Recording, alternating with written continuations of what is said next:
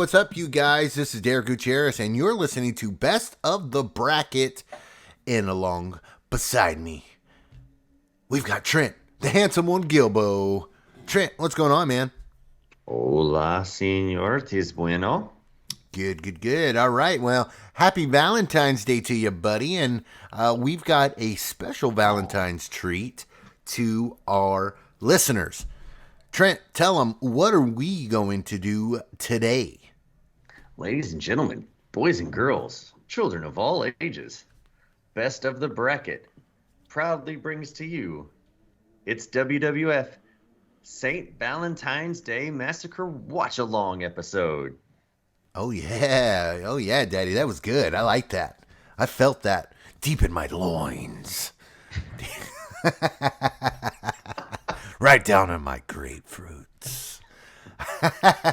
Yes, that's right. We are watching St. Valentine's Day Massacre.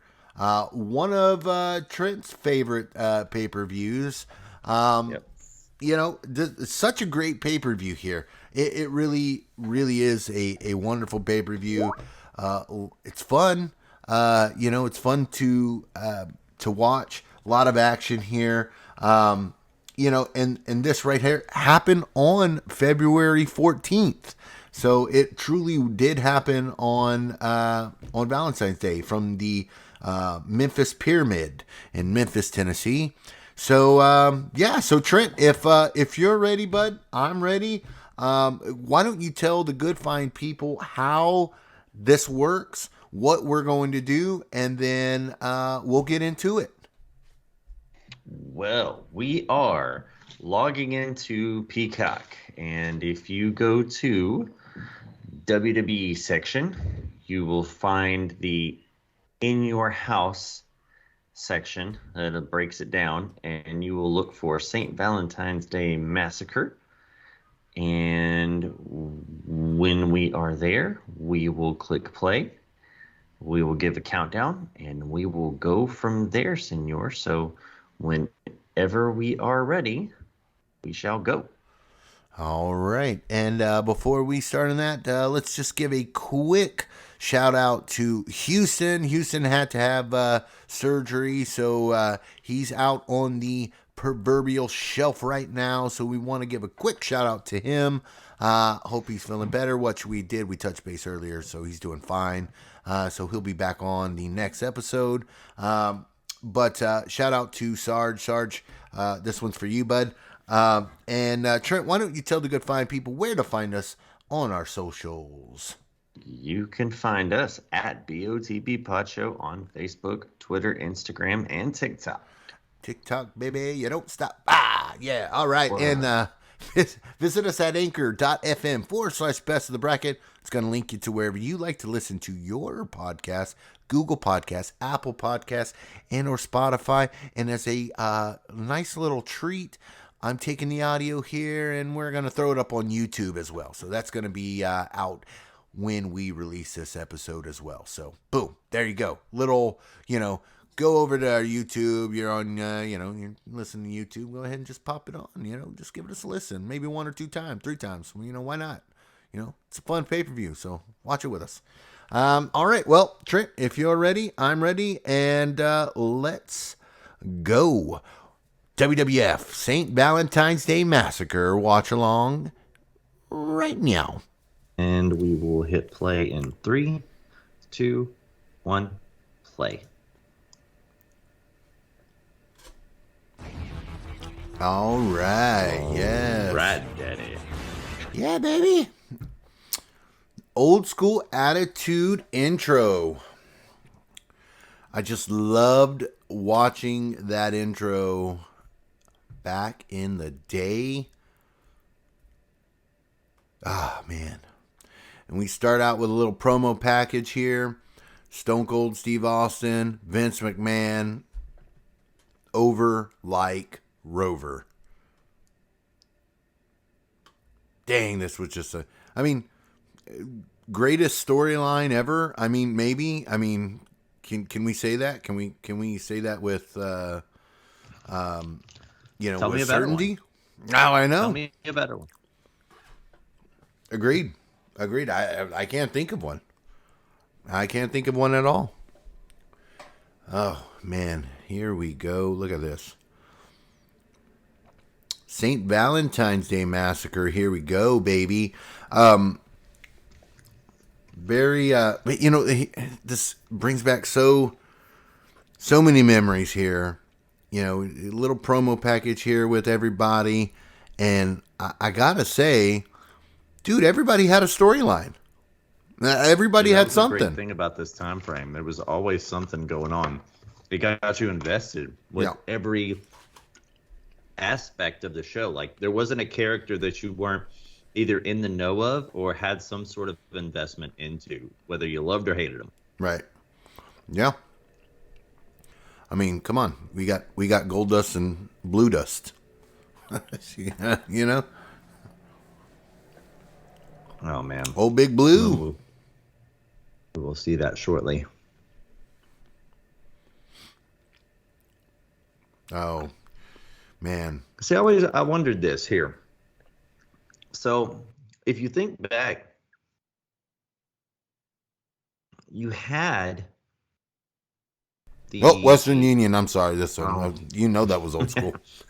Oh yeah, or 10-10-220. I'm sorry to cut you off. I wonder if I can't remember if this show had a 10-10-220 blimp flying around in the arena or not. I always thought those were the coolest thing, man. To see it fly around on the inside, I was the mark for that. The cage, they had the Hell in a Cell, and they had,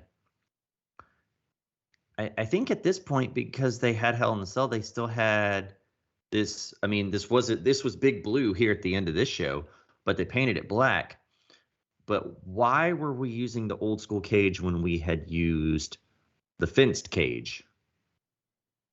Well, I mean, I hate to say spoiler alert, but I mean, we're talking about 1999. So if you haven't seen it yet, I mean, I'm considering this a refresher. But however, if you haven't seen this, I think there's a reason why, and the ending is, I think, the reason why. Although I think they could have done the same thing, probably more than likely.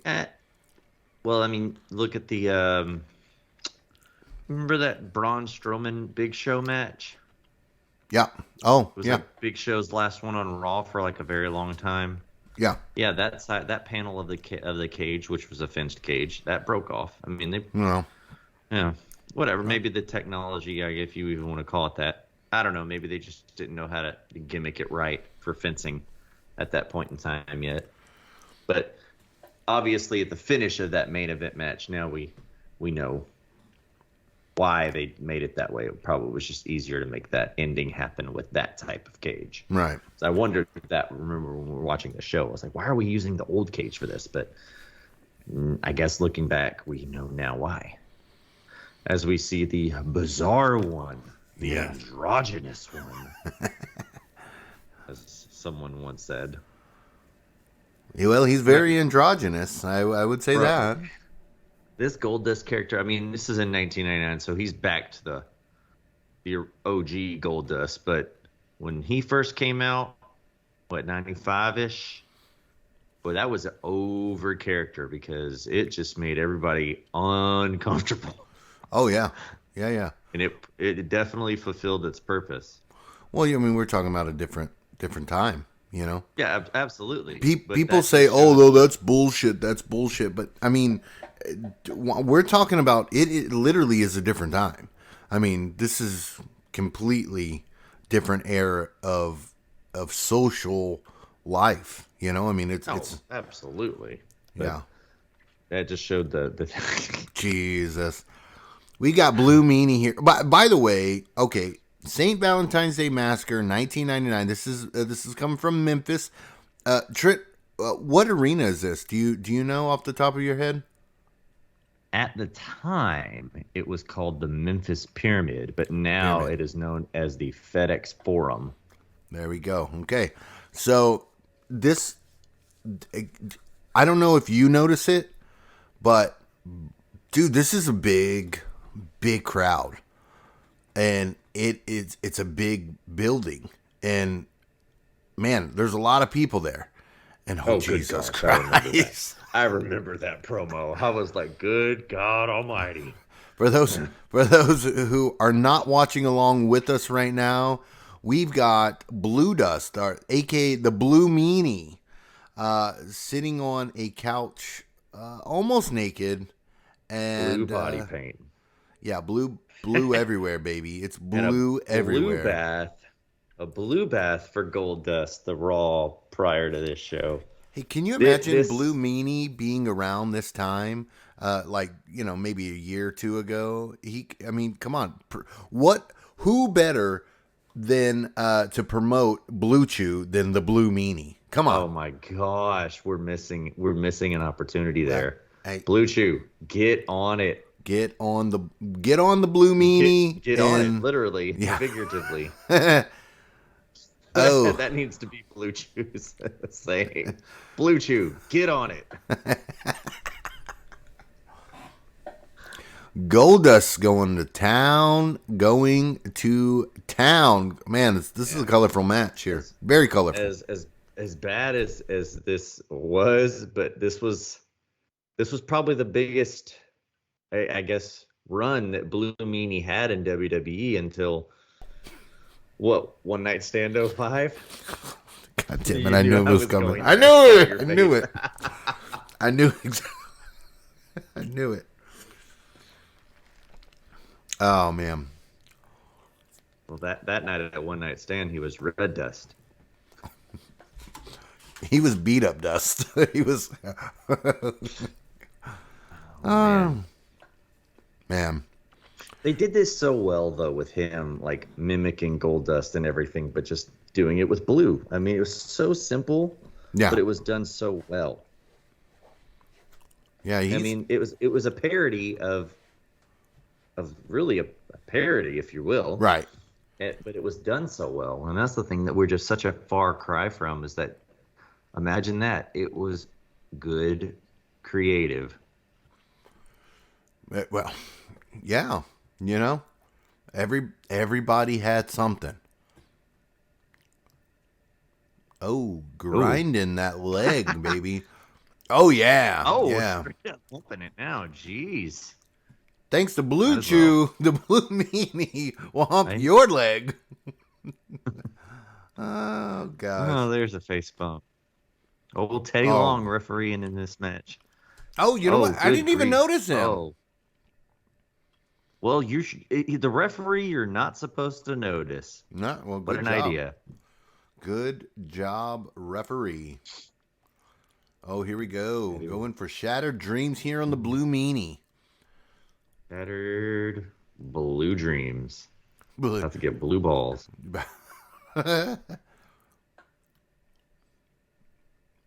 Oh.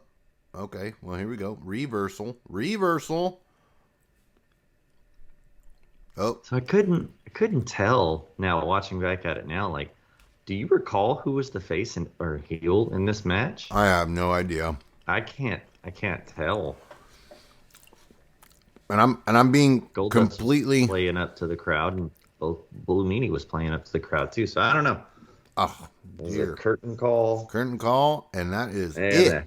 He tried to get that move over as a finish, but it just didn't. It didn't work like didn't connect. It just wasn't. It was the Shattered Dreams in the corner. That was the one that got over. That was over. Yep, that was over like Rover. And Goldust says, "Nope. You paid to see it. We're gonna give it to you." And just like this, the Blue Meanie's WWE career was basically done. Pretty much. Kick to the balls and kick to the curb. Oof. Ooh. Señor. That's a lot of trust. No más pelotas. No, I was saying full disclosure, and I'm not listening to commentary here, because if I turn my commentary on, I don't have a mixer per se. So if I turn it on, you'll hear it, and it'll talk over us, and we'll get flagged and all that stuff. So, the commish, on Heat. On a Heat promo earlier in the night. When it was actually when Heat actually meant something. Even had Stone Cold out there. It really did. He did mean something. And especially on pay-per-view nights, you knew Heat was going to be on. If you were watching the pay-per-view or not watching the pay-per-view, Heat was a good avenue to try and draw you in if you hadn't bought the pay-per-view up to that point yet. Right. And now they did a good job of making some sort of stipulations or implications on Heat for the pay-per-view that night. Oh, and we see Vince spitting on Austin. Oh, okay. I remember what's going on now. It was that he couldn't touch Vince before the match. So Vince was trying to provoke him right there before the match. So the match got canceled. That's what it was. And now we see the view of the Memphis Pyramid. It's exactly what it is. It's a pyramid-shaped building. Just oddly shaped outside, but on the inside it worked. Now we see the... What does everybody want? Hey! Man, I miss those... I miss the unique... I'm not saying this is elaborate, but I do miss the unique entrance ways. Every show had its own unique thing, and you get kind of the standard, whatever nowadays. I do miss that. I wish they would bring that back to some extent. Well, remember when we went to shows, like that was one of the things we were kind of excited or in anticipation of. Yep. Was like walking into the building and like walking into the arena part of the building itself. Like, man, what is the entranceway going to look like? And then you catch the view of the entranceway and you're like, oh, yeah. So we don't get that entranceway no more because we have the screens and they try to enhance the superstars' entrances. Right. As we see the hardcore title match has now begun. Trent, I got an idea. What's your idea? What's your ideal? Give me the belt. Let me beat everybody. No, Bob. Go sit down. Can't beat everybody. We know you think you can. Yeah, this spills out everywhere. And when we say everywhere, I mean everywhere. This was back when the hardcore title was all over the place. The match had to start in the ring. It didn't have to end there. So I think we were we had the 24/7 rule in effect at this point. I think did they suspend it for this one? Because I feel like sometimes they had suspended it. Oh, White had the title in the ring already. Yeah. Yeah, sometimes they would do that. And if you're watching along or listening, this thing is going to get real crazy, as it already has at the outside. A fire extinguisher to the face, a glass container. As we know, Bob Holly has some luck with sharp objects later on in his career. No joke. No joke. Huh. Oh, there's what's-his-face, the old security guy. Oh, yeah. He passed away recently. Yeah. Last year or so. Yeah. R.I.P. Now we're going to the back through the curtain where the fun is only just about to begun.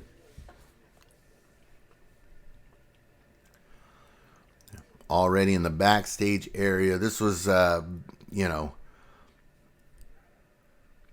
is just it's gonna get out of control very quickly, and it sure did. Got a trash cans galore, cookie sheets. I mean, come on, is that not just an Attitude Era staple? 1-800-COLLECT. Forklifts. I mean, this is no. Oh, there we go. Get out of the way. Plastic trash can. Hey, get out of the way, man.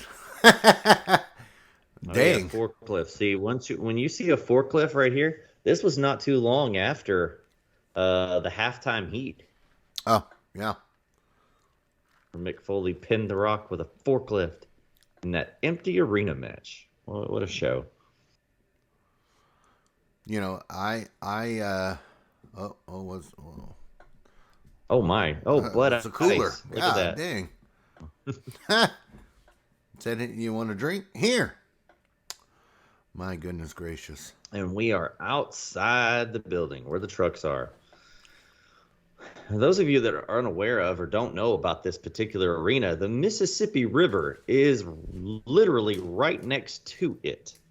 So as we continue down this match, foreshadowing here, someone might get a little wet, and I don't mean in the fun way. Oh, nope. There's a little... Yeah. But Al Snow's got a mop to clean it up. There's a pin cover right outside, and we're still walking. Here we go. Jeez. AOL keyword. Golly. That's old school. Keyword WWF. Good grief. Remember those days. You know, I saw something not too long ago that the sign-on sound that you would hear for AOL, that's the one sound that will separate our generations forever, because the new generation has no idea what that sound is. And all of us that do, it gives us a cringe. Oof. Oh, falling on a street sign. That cop's like, I might have to arrest somebody. Yeah, that cop's like, you're going to have to put that sign back, sir.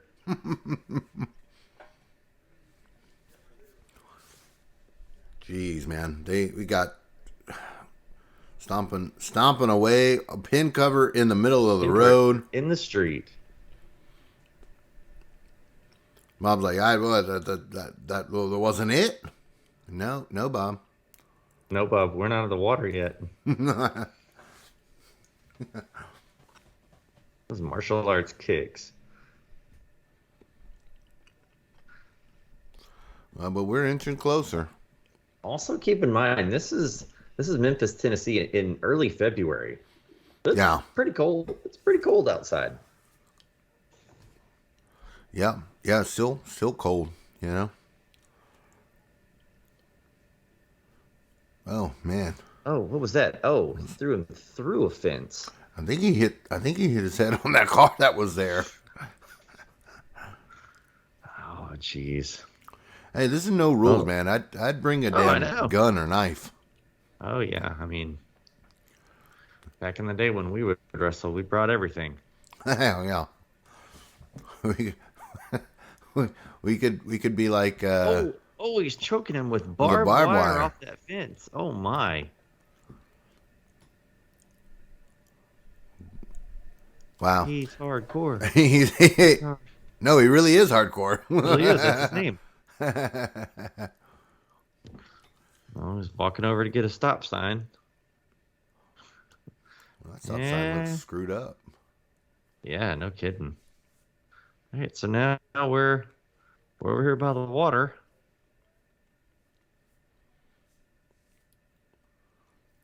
What the hell?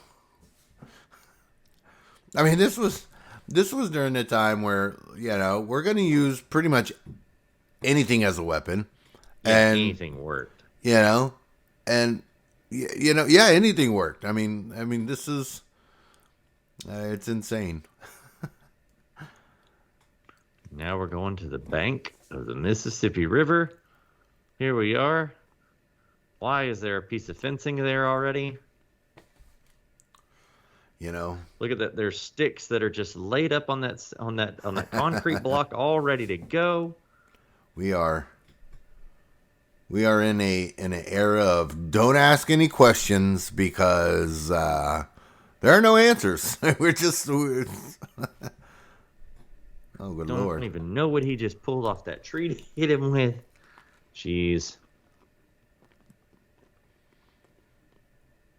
Wow.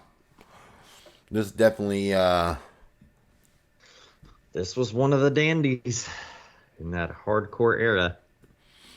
I mean, talk about probably one of the most, when you talk about hardcore. There he is, right there in the river in a tire. He said, "Oh hell no."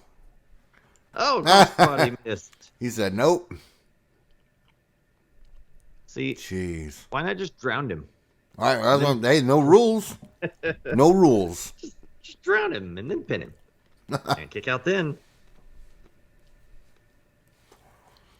Man, can you imagine how cold he was? Nope. I mean, Nope. you know. No. Yeah. I'm not a cold person. I don't like cold. I don't. Yeah, you see the look on his face. Nope. When I see people like on social media taking ice baths or stuff like that, I'm like, you people are absolutely insane. Oh, there's a stick. He hit it and hit the cameraman. That cameraman's hardcore. He's hardcore. 1, 2. At that point, just pin me. Yeah. Pin me so I can go take a hot shower and get the hell out of there. Nope, I'm out. Throws him into the trees for a second. Goes back to get the fencing that's rolled up conveniently right there at the riverbank. Yeah, because, all riverbanks have rolled up fencing. I mean, come on. I mean, your riverbank doesn't, Trent? I mean, like, mine does. Well, not. My riverbank doesn't have fencing. It has people.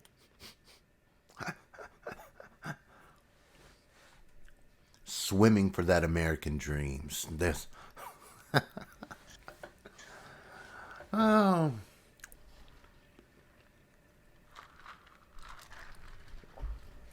Kicks to the gut there. We're walking back towards the fencing again that we walked away from. Oh, Al Snow is now falling into the fencing. Oh, Hardcore Holly picks up the roll and lays him flat into it. Al Snow, for some reason, can't kick out of the fencing now, and you have a new Hardcore champion. His name is Bob. Don't call me Bob. Hardcore Holly. Bob, don't call me Bob. Bob, just give me the belt, Holly. Way to go, Sparky Plug. I dare anyone listening if you ever meet that man, call him Sparky. Yeah, I'll dare you. I won't do it, but I dare you. No, sir. Yeah, I don't want that. As I tell some of my students and some other people, like, your dares don't mean anything to me. Bob's like, let me get in this building. Now that we've got the pin, we've got to run all the way back to the ring. Does that make any sense? No, it doesn't. Like, I mean, obviously it doesn't. It's not done now, but it's like you start the match in the ring, and the match has to be awarded. Al Snow's still stuck over there in the fence. And then has to award him the title in the ring. That's just... And now it's like we're back in the ring, and he's celebrating a match that nobody in person got to see. Right. Without watching it on the screen. So it's like there's no crowd reaction. They're kind of like, hey, yeah, we saw it on the screen. Yay. It didn't happen right in front of us. It always bugged me. Paid for a ticket to watch a match, and we didn't watch that one in person. Yeah, I'm like, I'd rather watch it at home, and I'd get commentary with it. Like, I mean, if I'm watching it on the Titantron, come on. Hey, I'm just saying. It's Ministry of Darkness. Oh, wow. Look, old school. Yeah. Young Edge. Oh, the Brood. Yeah, that's right. Ministry of Darkness. This was, to me, this was the Undertaker that I was scared of. Now, like, and I mean in the Undertaker character sense. If you went Big Red, he scared you because he was going to beat your ass. Yeah. This Undertaker just scared you for like the demonic purposes. Yeah, he'll put you on your symbol and he'll sacrifice you. Yeah, that was kind of scary. I don't know if I even ran the company if I could put my daughter involved in that kind of storyline like that. Hey, you know what? We're going to crucify you and marry you to this guy. It's only on TV, though. Well, he's a kooky guy. So, yeah, it was a big boss, man. RIP on this guy, too. See, back to those entranceways, like, you see how small, but I say effective they are? Yeah. You were able to utilize every seat in that building. Every seat. No dead spots, no production kills, nothing. And we said that, what? The Cowboy Stadium? Well, the one that they're the WrestleMania this year at 38? Yeah. It's like, man, you could legit probably fill that stadium with 100. Maybe 120 might be pushing it, but, you know, could probably have close to 110,000 people, legit, not padded number. WWE. You could probably have a legit amount like that, but you know, we always want to go with the spectacle, and I get it. But I mean, I don't know. Maybe I'm just thinking from like a production cost here. You're spending more money on production, and you're making less money at the gate by the seats that you're not having people sit in. And some people could say, yeah, well, that's why they charge higher ticket prices. They could make up the cost. Well, you could still do that and still have X amount of thousands of seats that are still being sat in. Right. And make even more. And then you're spending less cost on production. That's just the way my mind works. Oh, yeah. Old Mideon carrying his eyeball. Legit eyeball, mind you, people. It was a legit eyeball. He did come out and say later on, I believe in a podcast I heard him, that was a legit extracted eyeball. Dear God. Only in the Attitude Era, man. Only in the Attitude Era. Dear God. Yeah, we could do so much more in 1999. Oh, God, yeah. Let me take a little sippy sip here. Oh, yeah. Except to the purity of evil. That's what his shirt says on the back. Oh, nice bump. Ooh, and nice bourbon here. Shout out to Woodford Reserve. Delicious stuff. Oh man, I love reading these signs during the Attitude Era. I missed that one. I just saw ass. I was just looking at. But I didn't see what it said. I just saw that it said ass. So I'm like, I can only imagine. Right? Can only imagine that what it is. Only imagine, sir. And this angle right here for this match, this is when the corporation and the ministry were going at it together. I say going at it together, oxymoronic here. They were fighting each other as factions.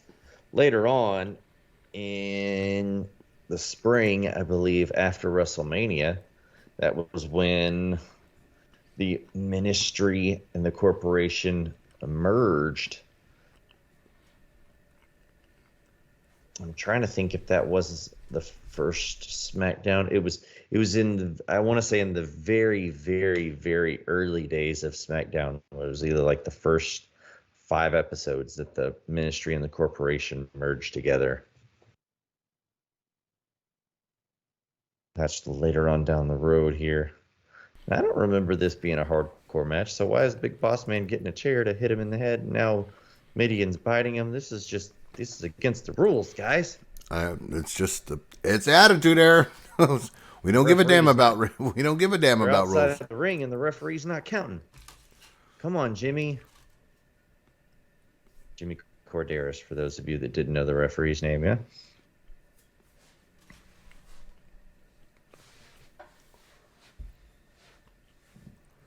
Boss Man said, "I'm gonna take him and lock him up."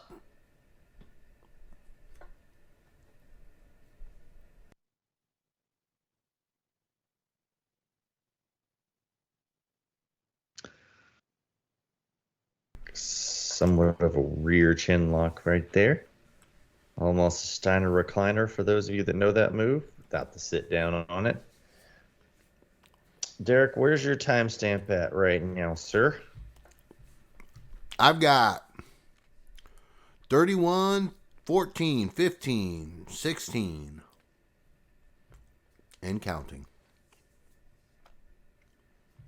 Oh, biting them, baby.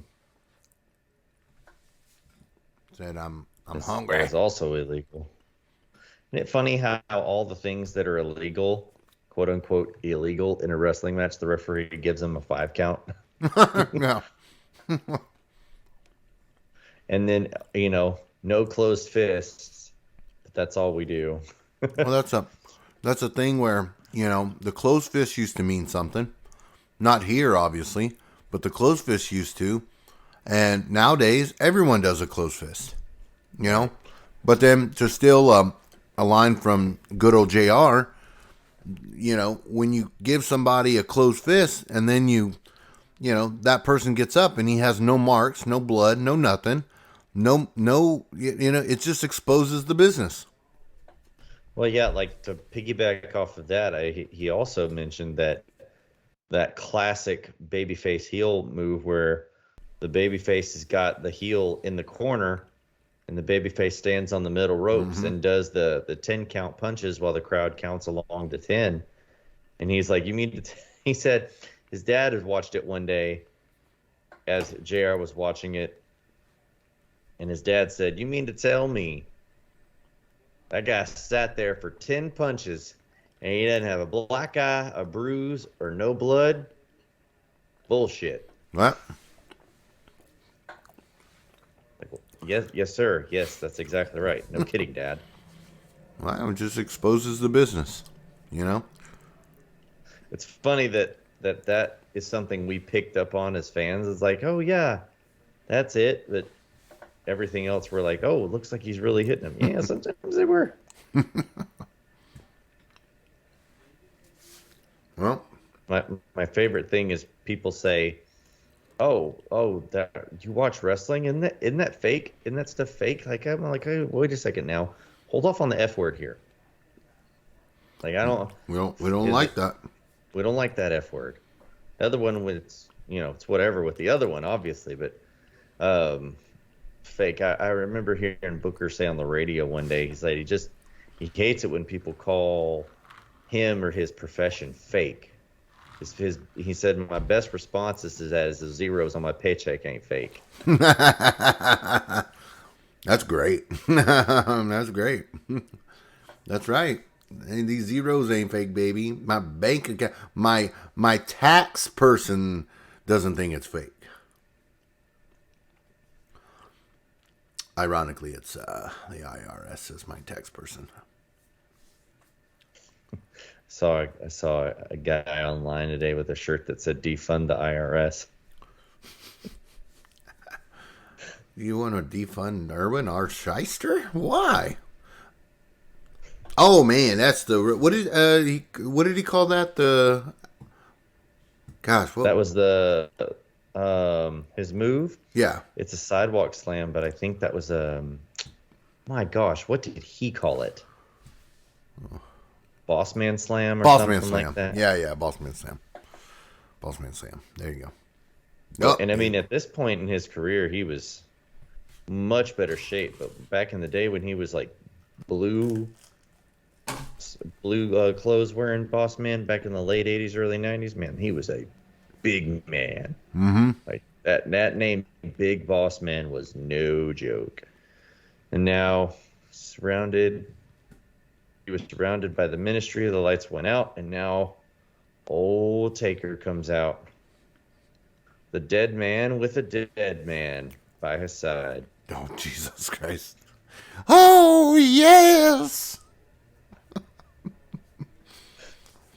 Anything we say, ladies and gentlemen, here on the show, it's all in good taste. It's all in fun. Yeah. We respect and love wrestling to the degree that we do. Yeah. We love us some Paul Bear. All right, boss man getting the crap kicked out of him. JBL, watch out, man. Viscera. Big Daddy V. The true godfather of Blue Chew.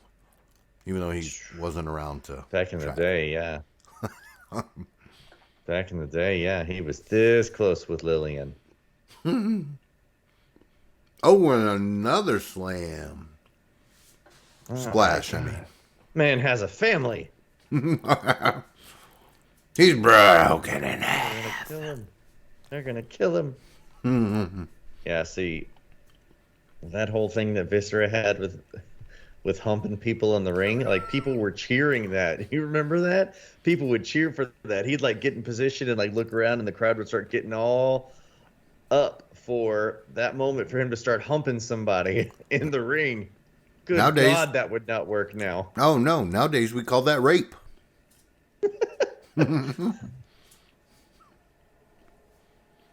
That's great. He said, "Oh yes, Mideon. Oh yes." No, the Undertaker's like, "Yeah, all right. Good night." And during this time, I believe the Undertaker was injured. Oh, this was a way to kind of hide that injury. There we go.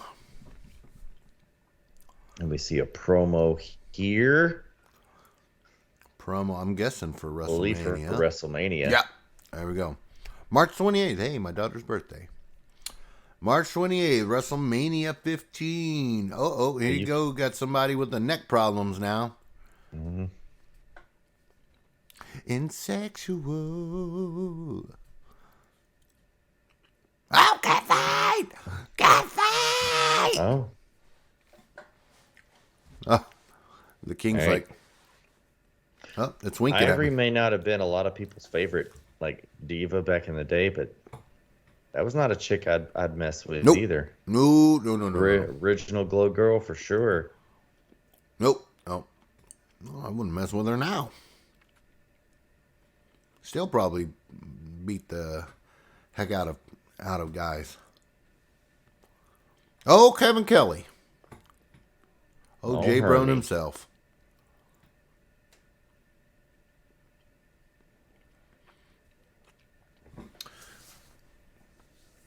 Here we go. Tag team action here for the WWF Tag Team Champion. It's a championship. Hey, you're looking at the real deal. Man, I'm telling you, guys got to have neck problems and not from taking bumps. I'm just saying. Instead of a chest protector, that boy needs a neck brace. All those head bobs. Oh, man.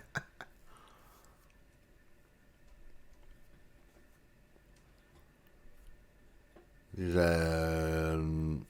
Mark Henry's son, wrestler. He's winning his division and all that good stuff. Good things, I think, in store for him. So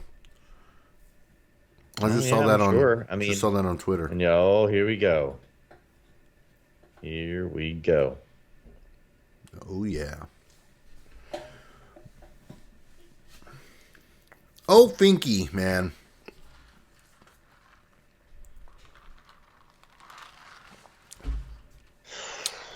Oh, Finkster. Damn, I missed the Fink. Well, you don't have to. If you listen to our show, you'll hear him every week here on Best of the Bracket. That's right.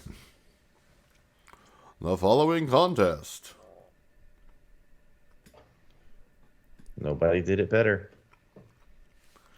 That is true. Sorry to burst everyone's bubble. I was going to say, although everybody would probably regard Fink as their number one, Lillian?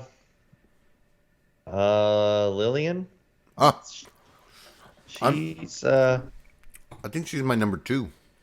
It would be hard pressed to see one with Lillian. And Justin Roberts was no slouch either, by the way. And not to mention David Pinzer. David Pinzer, I think he doesn't get a lot of respect, and I think he should, though. I think he's a great ring announcer. I really like Tony Chimmel, but I really like Tony Chimmel. I mean, he had a great voice. He had a great voice. But I really like his edge call. I think that's what really makes me. That's what makes him stand out. But hey, Debra. Hey, I think she's blowing a kiss to me, Trent. Well, maybe so. Maybe so. But all right, Senor, can you tell everybody where we're at so far? Yeah. We're at 41, 47, 8, 49, 50, and counting. Yeah, just love those belts. I love those belts, man. I know that I like that style. I like I do like the dual plated one though, the silver. Oh, yeah. Base. That's really hard for me to find one that I like more than that dual plated tag title from the old Demolition LOD late 80s, early 90s. I know WWE Shop has their version up there on there, but it's just, I don't know, if I'm going to get me an old school belt, I want it to have the old school block logo F on there, not that WWE block logo on there. Yeah, I don't want that. I want the old school. I want the old school. Mizark Henry taking Owen Hart's just head off of his shoulders, man.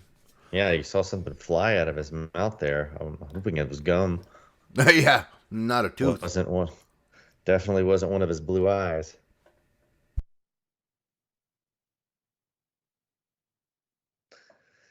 Delos taking a shot to those said blue eyes right there.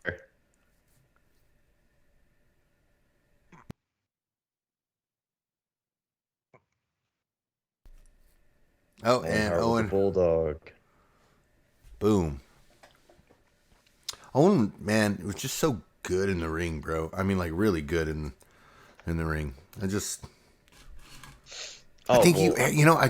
thought, with Brett being out of where he was, I mean, he wasn't going to do that Blue Blazer gimmick forever, but, I think he could have been the champion. I think it would have been legitimate. He's a Hart, I think he could have totally been the champion. I don't know. I don't know at this point. At this point, man, I think maybe the ship had sailed. Not to say that it wouldn't have been like him as a contender, but we're full-blown Austin era. There was nobody, I think, that was going to be the champ. And look, just to be quite honest, I'll say it too. Austin getting that neck injury was the best thing that ever happened in The Rock's life. I said The Rock's life, not wrestling career, life. Because if Austin's neck did not need surgery, the opportunity would not have been there for The Rock to be the guy in WWF. Therefore, the popularity doesn't happen to the extent that it does. Therefore, I don't think we get Rock where he's at now. Well, and I mean, that's obviously that's me looking from the outside. But it goes back to that butterfly effect. You change one thing, you change the course of everything. And I think that's it. Austin doesn't have the neck injury. Life is much different for Rock. Yeah. Well, I mean, look, you said it. Opportunity. Guys get hurt, it creates an opportunity. And so, you're absolutely right. Best thing in the world that sucks for Steve, sucks for him, but for The Rock, greatest thing that could have happened. I mean, same thing for Triple H as well. Yep. Yeah. Triple H ended up becoming the top heel out of that. Man, I think now that I'm older, I can just appreciate a Jeff Jarrett more. And Oh I yeah. really, really think Jeff back in the day got a bad rep Mm-hmm. because, dude, I love his work. I love watching Jeff Jarrett.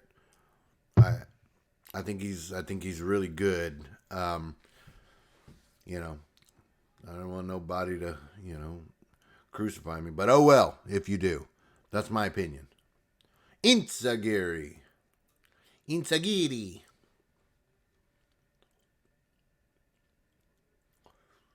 2 count Remember on when the D-Lo. remember when that Enziguri was like the most devastating move in wrestling? Yeah, I mean Before they made it before work. kayfabe died, I thought I thought it killed Shawn Michaels. Yeah, yeah, I remember that. Double back elbow. 1, 2. Come on, Kyoto. Damn, Kyoto looks young there. Jesus. Oh man. Oh wow. Hey, speaking of Jeff Jarrett, recently on the GCW show, looked great. Looked really good. Yeah. I like the gimmick, the lone, Last outlaw or the last lone, outlaw. Yeah, whatever yeah, it was. yeah. I like that. I dug it, and I'm telling you, I'm gonna go ahead and say it. It was the best match in my opinion on the card. I probably won't disagree with you on that. It was the best match. It had psychology in there. Jeff Well, was that shows. working. Yeah. You know, Well, that's where he comes from. Jeff's an old school mentality, old school worker, and GCW is not old school mentality no, but it can be though. or working at all. Well, sure it can be, but GCW was birthed out of the idea of Well, ECW no longer being around, and the people right. that still longed for the old school ECW. So GCW comes along to kind of create the same thing, and then we sprinkle in a little bit of wrestling, and we get death matches introduced into more mainstream American wrestling. Yeah. And I Well, mean, we had CZW, but not everybody, was able to see Combat Zone Wrestling. And GCW now is available for people to see basically all over with the avenue of Fight TV and the internet, let's just say, because not everybody had the ability to watch old school ECW either. no, But I didn't. ECW is able to reach audiences all over the place now. Well, it's easier Oh, here you go. to Here's those get your. punches. Here we 4, go. 5. Well, when I'm saying that it can have the psychology, I mean, I think of it like an ECW because ECW had the hardcore matches. They had the table spots. They had the flaming, whatever, whatnots. But then they had good wrestling. It can be that alternative, but still have good stuff. And Jeff Jarrett proved it. I mean, I didn't hear anybody complaining about that match. It was really well done. Lawler for mayor. Yeah, he ran for mayor, didn't he? Yeah, I believe he did. I don't think he was tagged, but okay, we'll go with it. Because it's the Attitude Era. Why not? I mean,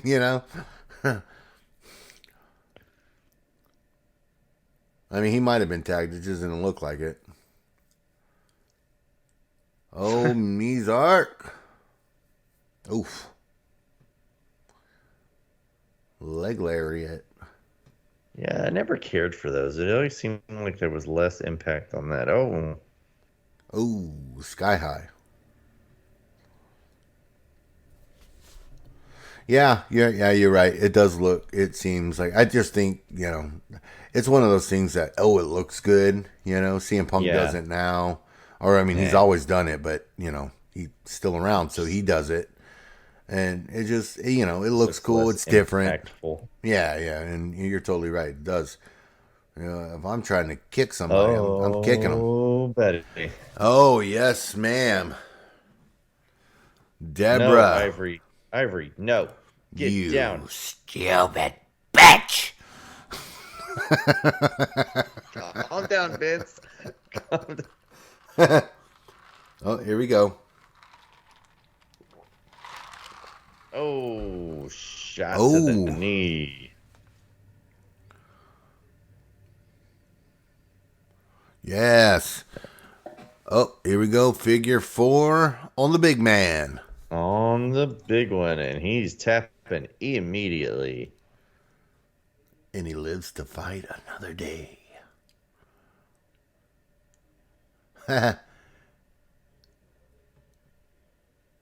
Yep. I like those belts. Gotta get me one eventually. Hey, your knee hurts right here, and as they're pressing down on it. Oh, my knee. Where does it hurt? Oh. Oh yeah. Yeah, rip it off. Strap her down. I want you to go out there, and I want to see some titties, and I want you to fight. Oh yes. I'm like, Vince, why is your hand in your pants? Vince, what if Jacqueline was out there? What would you want to see? I want to see some chocolate titties. Right now, it's Neapolitan. I don't know. Oh, damn. I'm a fan of Rocky Road. Oh, yeah. Take those belts and cover it up. We don't want to see that. Hey, wait a minute. I specifically want those belts. Did anybody see what happened?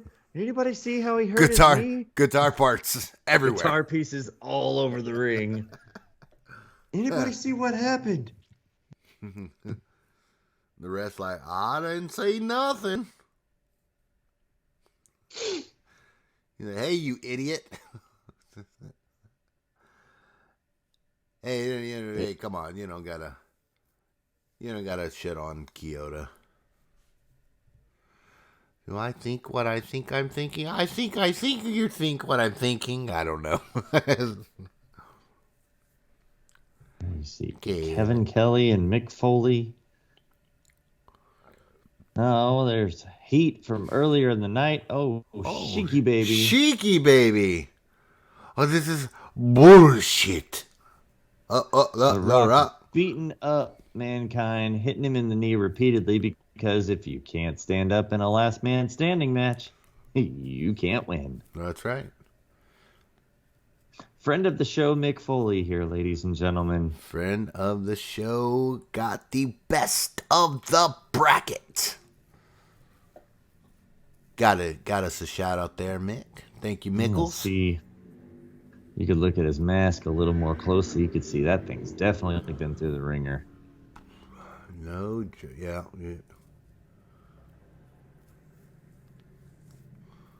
The Rock lacks testicular fortitude. Hey, Jabroni, J-Brone. God, look at all those signs. Yes. Oh, man. What a time. Remember if we were going to a show, it's like, oh, I need to get poster board. Gotta get them. Gotta have them. Didn't matter if you knew your sign was going to be not seen or you were sitting too far away. You had to bring a sign with you. Hey, if you want your free Superstars photo magnet, never. Usually they put, like, hey, this is, this is no longer in, service kind of thing. Venus. Sorry, Starring Ken Shamrock's sister. Val Venis in Saving Ryan's Privates. They did so well with this character, Val Venis character, but definitely way over the top. Definitely pushed beyond the envelope. even in 1999. Oh, yeah. Forget this era. Good grief. The Big Valboski. I choppy y'all pee-pee. I will say this, though. Ken Shamrock did a fairly good job of making that transition. Oh. From MMA fighter to professional wrestler. I mean, yeah, he did. I will give him that. That's for sure. I like the Ken Shamrock character too. You know, I really liked it. I really thought he was gonna be the champion. You know. Well, he was pegged to be. I mean, he's the Attitude Era's Brock Lesnar. He was legitimate. You know, legitimate UFC fighter. Yeah. You know, I mean, a legit shoot MMA fighter, especially old school UFC. Yeah, old school. And I mean, like, come as you are, anything goes. UFC. Like, if you fought in the original Octagon like that and you won matches, you were a badass. You were a 100% straight up badass. Yeah, and that was Ken Shamrock. That's if he showed up to the building on time. That's true.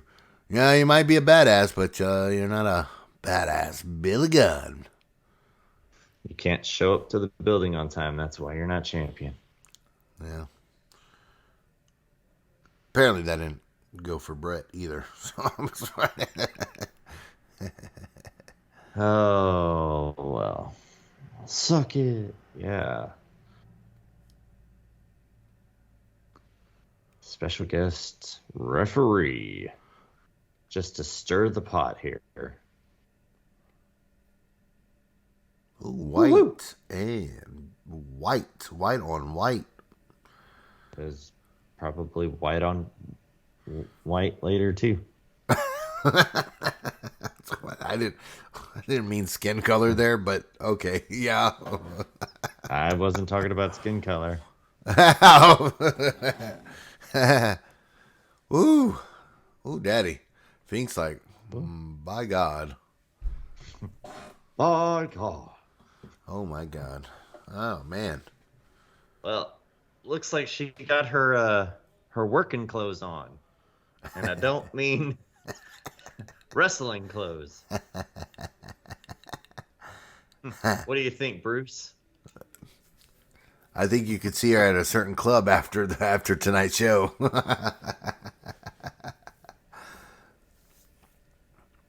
was an interesting story when he shared that piece of information. I was like, oh, I could see that now.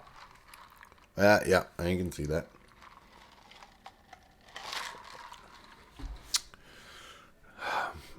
What amount of money I would not pay to put her through college?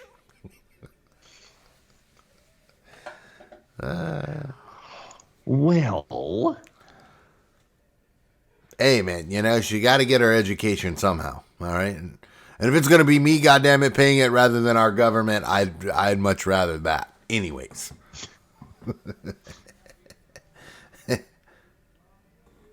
The Big Valboski.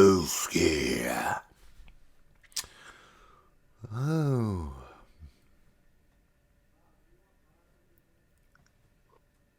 Hey, yeah, I'm on TV. Oh, yeah, but for real, though. Anytime you got your face on the screen and you saw you were on TV or on the screen, you were like, oh, yeah, look, there they are. And yeah, what is the thing I would usually do if I'm on the screen, Derek? Flash everyone. Oh, yeah, okay, I'm sorry. No. Flash everyone that you can't see me sign. Yes, I would flash the you can't see me sign. Let's be clear. Not been arrested for indecent exposure, although it would never be indecent if I did it. I wouldn't say indecent. I would just say, say interesting, to see something that large. Like, hey, baby, you've ever seen something from the Guinness Book of World Records? will say this again. Back to the Ken Shamrock thing. It takes some, I would say, some humbling even for Ken Shamrock to go from being a shoot UFC fighter to come in here and work with people. Check the ego.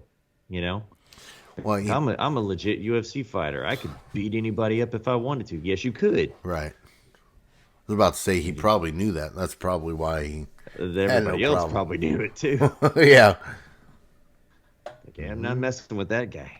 I wouldn't make it. And then you got to think about, like, you look at the money. He's probably for the 90s probably making really good money. Well, like you said, he was this era's Brock Lesnar. Mm-hmm. I mean, he wasn't built like Brock Lesnar, but I mean, to have the moniker Most Dangerous Man, and everybody knew that this guy was a legit shooter. Yeah. And he got that moniker in UFC. Yeah. Yeah. I mean, he got the Most Dangerous Man in UFC. Like that should say it right there. Oh, damn, Ryan. Oh, my God. All right, chill out, Derek. This is 23 years ago. I know. That's okay. Who am I kidding? We can pretend. We're back in middle school. So. Yeah. I was gonna say, what, 8th grade? 99. 9th yes, grade? Sir. 8th grade. 8th grade. Yes, February 99. We were 8th grade. Woo! Man, aging ourselves. Man. Yeah, no joke, right? Billy Gunn acting like he gives a damn about reference. Let's be clear. Billy Gunn's like, he's just there. Everyone knows he's there to be the stir the pot. He's not there for anything else, and the other guys in the ring know that it's irrelevant. Oh, ma'am. All right, let me calm down. Let me take a cold shower real quick. Oh, hey, now, what was the ref? Purpose of that, sir? Yeah, what ref does that?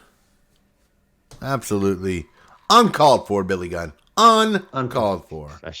Unprofessional.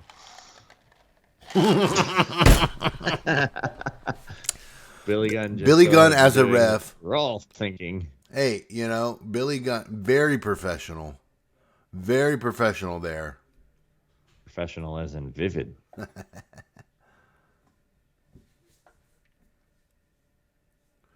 Ken says, all right. Get back in the ring so I can continue to whoop your booty. He said, oh, Ryan, hey, sissy, sister. After I get done with this guy, you're going to dance later. We got the electric bill need paying for.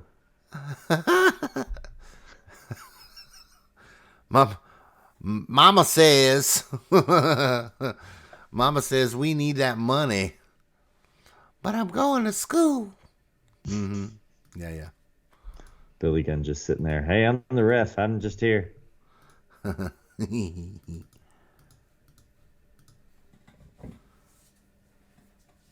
Oh, yes. Oh, damn. Oh. Damn. Okay. Key to the face, right? Chair. Right to the face.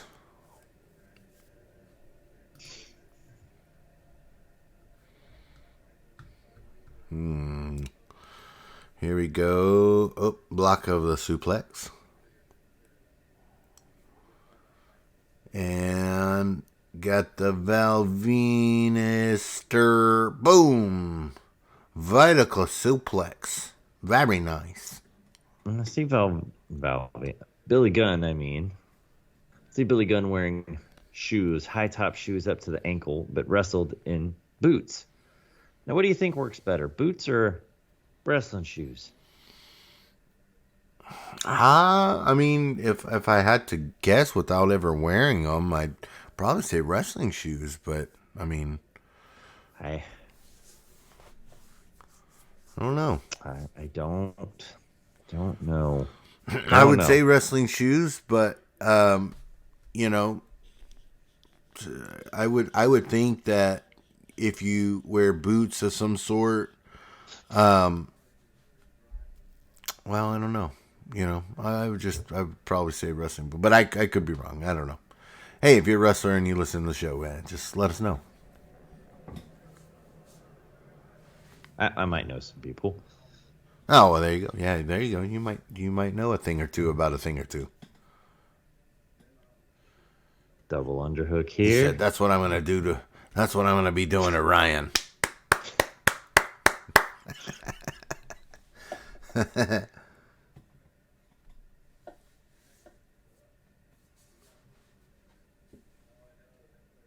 I mean, people love Val Venis and all, but damn, man, like, this is kind of a big hill to, bang your sister and kind of brag about it and make movies. I know, right? If you really think about it, like, he's the baby face, but he stole the other guy's sister. I say stole. You know what I mean? It's the deal, but it's like... It's Alabama, Everything that Val Venis did here with Ryan Shamrock was a heel move. Like, making the movies, the promos, all that stuff was like heel tactics. And Ken Shamrock, who is being portrayed as the heel here, is actually doing the honorable babyface moves by trying to, what he feels like, protect his sister's, well... honor.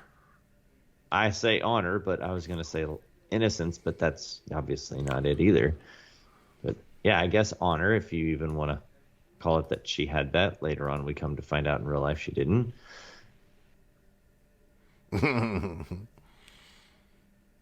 Yeah, but she had a hell of a dance moves.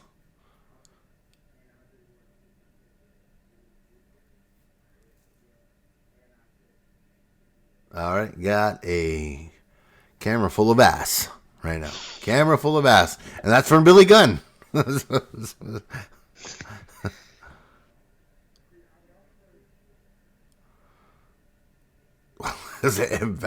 Val Venis in a camel clutch style and gyrating the hips. Very sexual, Val. Very sexual. But I dig it. So, carry on.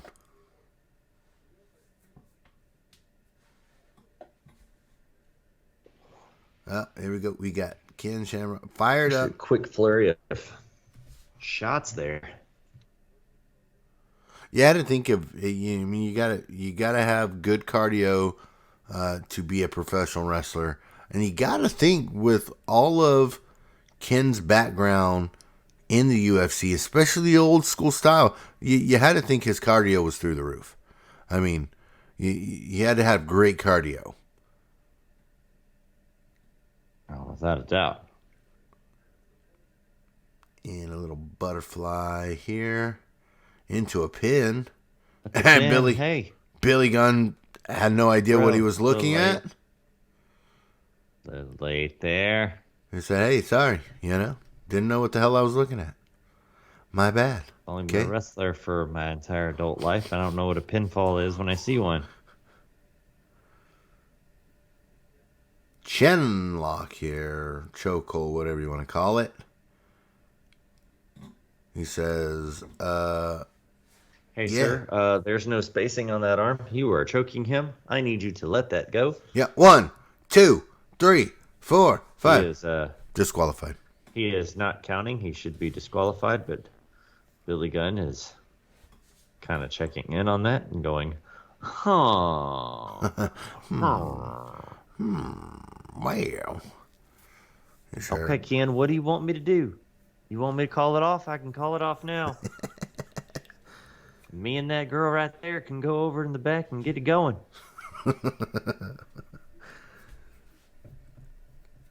Is that a pop me a blue chew, baby? A what? Oh, I guess I wasn't around then. Pop me one of them there Viagra's.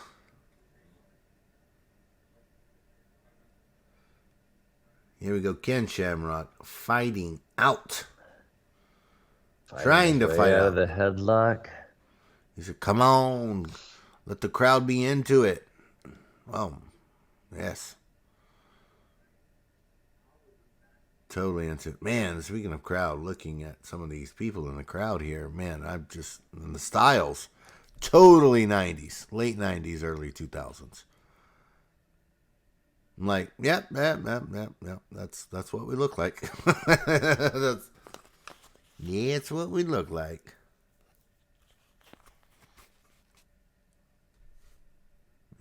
Slingshot by Venis.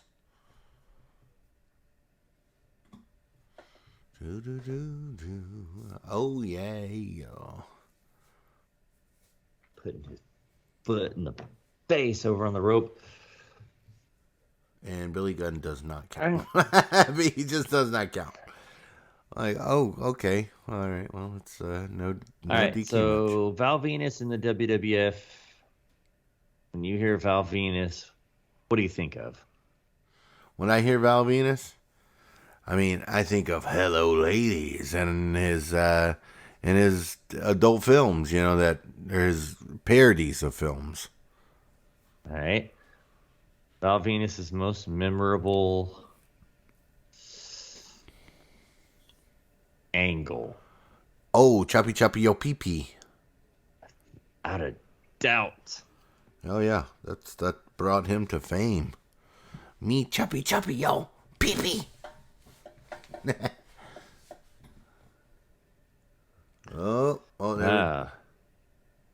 Slow count there by Billy Gunn. Now Ken Shamrock's in a sleeper hold. He's saying, I only got 2. I only counted to 2. Side slam. When was Ken's last little foray? Was it WrestleMania, and then he was gone after that, or? Oh, power slam. Very slow to the count, very slow during the count. But as we can see, Billy Gunn is being a partial referee, not an impartial, but a partial referee here. Very partial. Oh, Fisherman suplex. Fisherman suplex. Oh, you got to get on that side. 1, 2. Well, it wasn't perfect. That's why he didn't get that 3 count. I see what you did there. Ha. My straw cradle. 1, 2. Speaking of the fisherman, I really like that fisherman suplex where they turned it into a cradle. Yes. That's probably one of my favorite moves to watch. I love that. Isn't that the Tony Storm? Isn't that what she does? You know what? I would be lying to you, but I know one of them is where she puts you on in like a torture rack almost kind of deal, and she like tosses you over and turns it into a DDT. You say, hey, right now I'm enforcing the rules. I didn't give a damn about what you did the last 10 minutes. Don't care. Yeah. Open those fists. I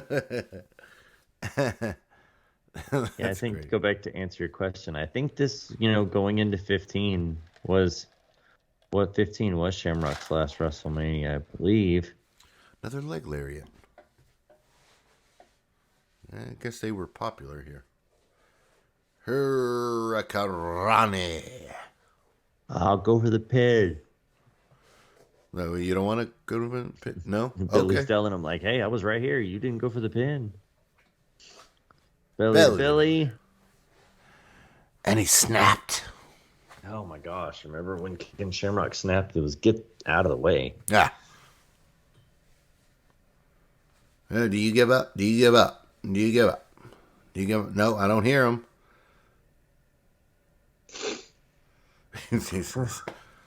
Val Venis, Ryan, help me. She pulls into the bottom rope. Help me. Oh, yeah, this was This is the part that Ken Shamrock's jumping at her. What the hell is you doing? Blood is thicker than water. And this is perfect, and I say perfect sarcastically, camera angle where you can totally see Ken Shamrock telling Ryan to slap him. Well, hey. I'm the ref. Well, not anymore. You put your hands on me first. I retaliate. Here's a roll up and 1, 2, 3. Game over. Flip you off. I leave. I'm out of here. And there you have it. And then Ken Shamrock's, yeah, well, he fucked up. I'm sorry, excuse my language. Excuse me. Yeah. Billy Gunn, you done messed up, Billy. Yeah, I done messed up, Billy. Come on, Billy the Kid. He said, not quite honestly, though, I know he said it earlier, this is like 23 years ago, but Billy Gunn don't look that much different. No, he does not. No. That's like, he never ages. I was say the roids could probably help with that, but he says, okay, well, like, I'm not helping you. I was helping myself.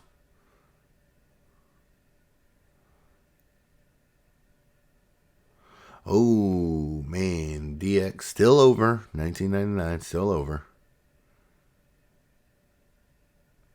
Hey, Ryan, you want to, come back in the back and meet the boys or what? Well,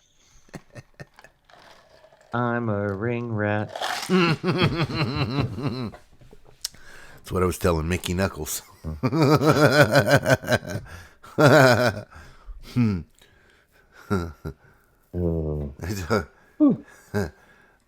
told her, I'm a ring rat. I think she looked at me. But when I told her, I was like, oh, I love you. I love you too. Don't play with me. I like that hardcore stuff, man. I like that hardcore stuff. All right, Val Venis, your new Intercontinental Champion. All right, that was a, should we say, pun intended, big win for the Big Balboski. Oh. And Ryan Shamrock. Woo-woo! Yeah, Daddy. Yeah, I need some triple B here, baby. Oh. Need some triple B. Here we go. We're getting into Mankind. Mick Foley and the Sock. Friend of the show. It's not just a sock. It's an adventure. All right, there we go. Hey, let's call this number here and see if we can. Yeah, they have failed to get that address and all that stuff information blocked out. Well, that might be their address though. I mean, they might still have that address. Probably not that shirt, but yeah. All right, man, that's a lot of people, a lot of signs, a lot of people. Miss seeing that. Here we go. Oh, tag match. Here we go. DX having problems. I'd rather be in China. Well, not now. Boom. Ooh. Triple H, The Rocket. What a great feud that was. Uh-huh. What a great feud that was. I wish I would have saw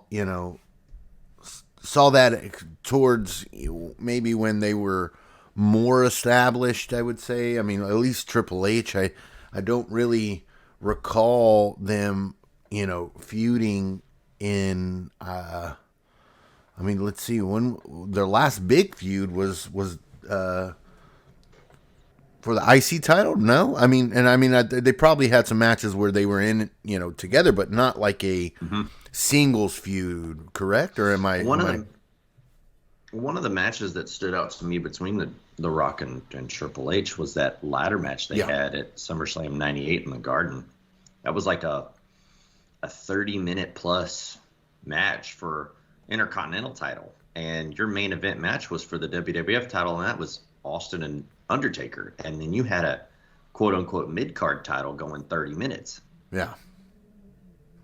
Yeah, that was a good match. We see Chyna and Kane.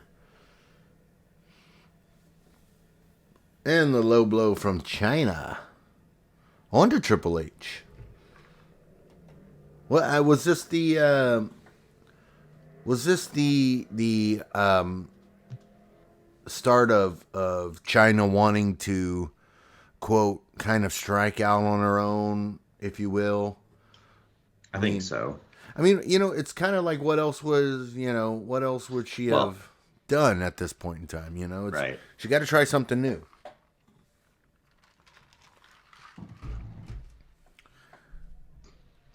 Hey, but that low blow, man. Woo! Man. This segment showing nothing but all her low blows. This is where Nakamura got it from. Oh, are you ready? Oh, I'm ready. I'm ready, Daddy. Ready for that D Generation X. Always one of the best theme songs of that era. I would say, I mean, it's iconic now. It's iconic. Mm-hmm. It's almost as iconic. I would probably say Austin's Shattering Glass is more iconic than that, but it's close up there. It's definitely up there. Man, I wanted one of these jerseys so bad. I was just about to say the exact sentence. We've been friends for so long on that one. Yeah, well, I desperately wanted one, but, back in this time, my parents were probably not going to shell out that money for it. Oh, no. Especially when it says sucking in the back of it. Oh, yeah. I couldn't get my parents to shell out money for a pay-per-view. Now, granted, where we lived at didn't have pay-per-view capability at the time. Oh, yeah, that's people, younger folks might not understand that. Nope. It wasn't easy to just scroll down on a guide and click enter and purchase it right off your internet. No, it was more complicated than that. Oh, yeah. Well, where I lived, I had 5 channels. You went up or down. That was it. And once you got to the top or the bottom channel, it cycled back around. If you just kept pushing down, it just cycled around. It kept on going through those 5. Basic TV. Could not get cable where we lived up until 96. So I lived 5 years in that house without cable. Oof. And then that is growing up until about 5 years old with, Nickelodeon and Disney Channel and all that, and then we move, and then we didn't have that anymore, so I didn't understand why I couldn't watch some of the cartoons that I was watching. We get the traditional, are you ready? Here we go. I'm going to track this on my end.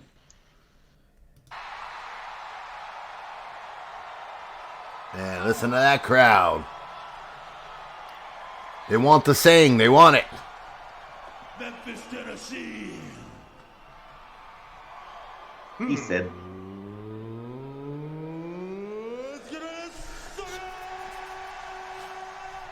Yeah, suck it.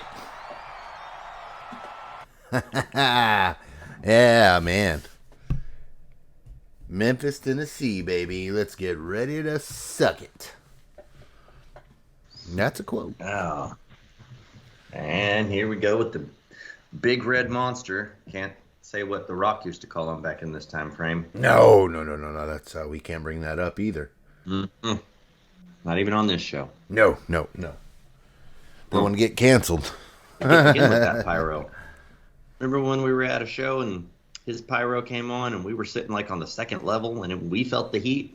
And I thought to myself, if it was that hot for us, what did that feel like for him? No joke. Kane, I think we've said this before. Kane was legitimately scary when we were younger, just legitimately scary. Yep. Him and Mortis. Now, Mortis only scared me because he would come on Worldwide, and Worldwide was at 1 a.m. And so when it's 1 a.m, and then you got this scary looking figure coming out like that, it was a little much for me at that age. And here we go. The ring post pyro. There we go. Boom.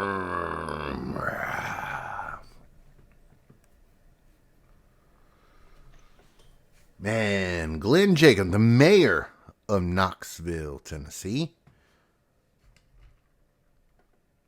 That sign said, "Chyna is my father." God bless. You can't do that nowadays. You can't do it. You know? Well, no. What was it? Not too long ago, there was a sign about Nyla Rose. Oh, yeah. Yeah, I don't remember what that said. No, it got him banned for life. Yeah, it did. And you know, I don't think it was that. I really don't think it was that bad. You know, I mean, I don't know. I could be lying. I just don't remember what it says. So you know, I don't want to say that. Oh, it wasn't that bad, and then it was kind of bad, and then you know, yeah, our show gets canceled, taken off of you know, the Joe Rogan treatment. We're gonna have to have the CEO of Spotify come to our aid.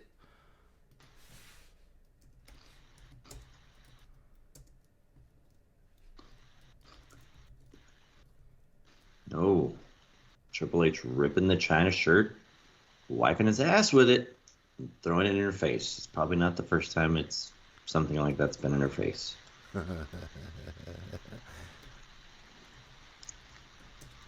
Now, I gotta say, it was around this time where I might have been in the minority, but I feel like I might not have been the only one for sure. I thought Chyna was hot for a long time. Just that initial appearance, you know? Yeah. It's just, she was manly looking. Mm-hmm. Yeah. Yeah. But I always thought she was hot. Built Stackhouse, like, I mean, yeah, I always thought she was hot, but way before they started kind of promoting her femininity. Right. Yeah. The sign for Nyla Rose says, Nyla Rose is that guy's dad, and it has an arrow. So, I mean, kind of the same thing, you know? I mean, hey, maybe it was the same fan. Maybe it was the fan in the Attitude Era. Maybe years later he had a son, and he was like, you know what? My dad had the sign. I don't know. I just think, like, oh, come on. Like, it's not, I don't think personally it's enough to get banned for. But, I mean, like I said, different time. You know, I guess really it doesn't really, I don't know. Yeah, maybe I'm too old school here. Yeah. Kane, X-Pac. I really like this pairing too. The Kane and X-Pac pairing. They're great opponents. Good tag team together. Mm-hmm. But I really like the pairing. I mean, whichever way you wanted to cut it. Sean, just great in the ring. Sell his ass off. Oh, Chyna wants that tag in. Well, after Kane's done the work.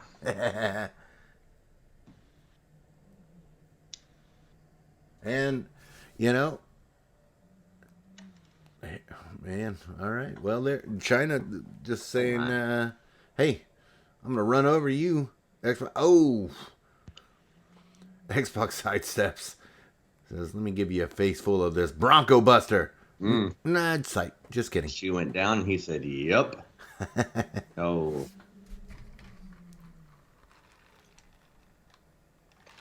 Bronco Buster back then definitely is not going to be the same as now, you know, with his match upcoming with Cardona and Brian Myers. That is true. That is coming up here. What, on the, what is it, the 20th, 28th, something like that? Yeah, somewhere in that range. We'll get that exact date, yeah. Dear Lord. Double team on Kane, the Big Red Machine. Gotta chop him down to size. That's what you gotta do to the big man.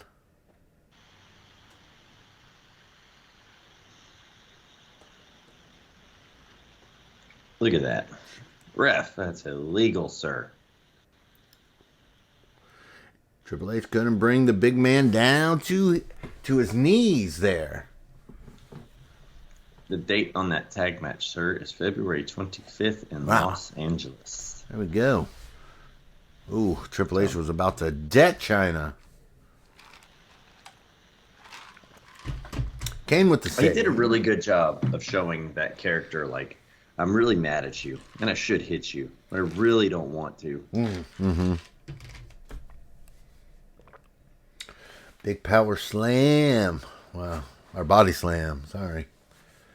Kane to the top rope. Well, it's always really, really nice to see the big man fly, and I missed the flashes of the cameras. I missed that. Oh, man.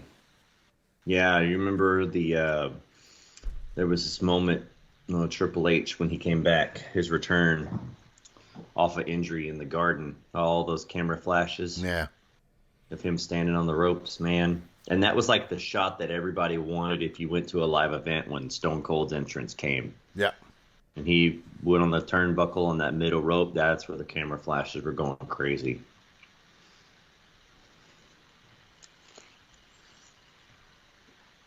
Oh. They're jacking for position here. And Triple H gets it.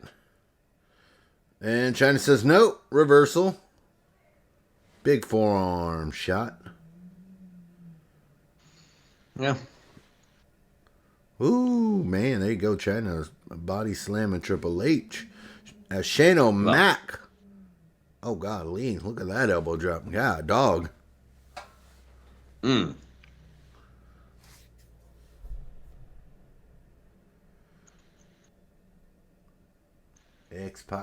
X-Pac comes in with the arm ringers and says, well, I might not be able to hit you, but I can just ring your arm.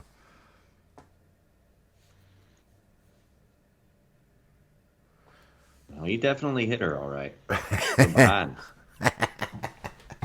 From the front, too, from what I heard. Yeah, double team on the big man. Come on, Tim, get it together. We're not even counting, We're not even. No, he's just throwing his arm up. Come on, ref. This ref sucks. Well, let's put him in the hell of a cell. I like old Timmy. One of my biggest laughs I remember back in this day was whenever Tim White just got the holy hell beat out of him in that Hell in a Cell match by everybody. Poor bastard. That's why he wanted to kill himself on TV so much. I was like when you dump Kane on the back and he always lands on his feet. I just love. I was just going to say, like, as a kid, I always wondered, like, how does he always land on his feet every single time? Oh, dear God. But, went straight after Shane-O.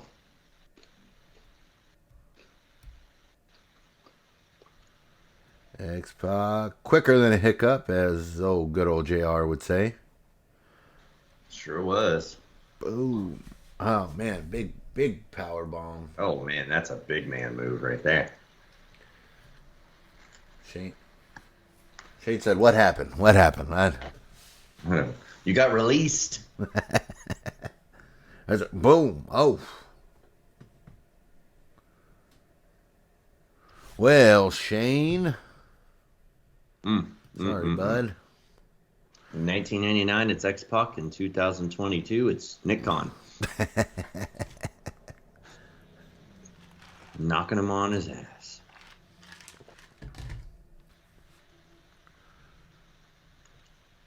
Shane says, you know what? Just give him a couple more for good measure. Oh, Chyna going here. What you going for? Power slam?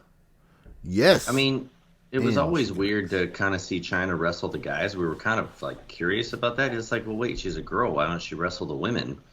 But finding out later on as we're older, and then from JR's podcast, he says, there she herself said she wasn't going to compete with the women because there's no, you look at them, there's no credibility linked to the women that face her in a match. Yeah. That's why she wanted to wrestle the guys, because, I mean, you remember WrestleMania 17 when she actually wrestled a woman for the first time, I believe? Oh, Ivory. Right? Yeah. And how did that match go? Yeah, demolished her.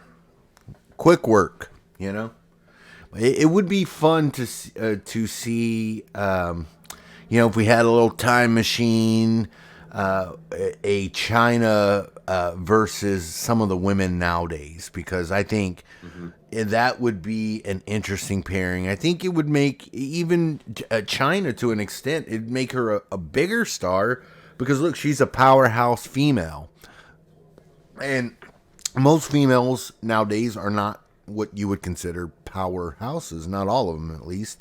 And it would just make an interesting matchup. Yeah. I mean, now your powerhouse is Charlotte. Yeah. And if you want to go on the lines of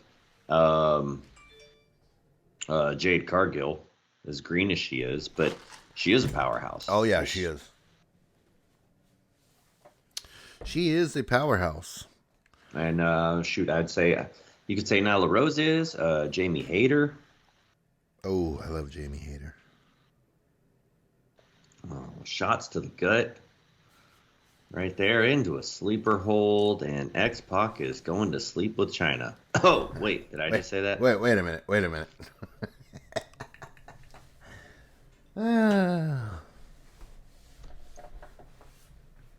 Man. Yep. Oh, one. They don't do this too much anymore. No, see, now in this time period, that's it. One arm fall, you're done. Yeah. Oh no.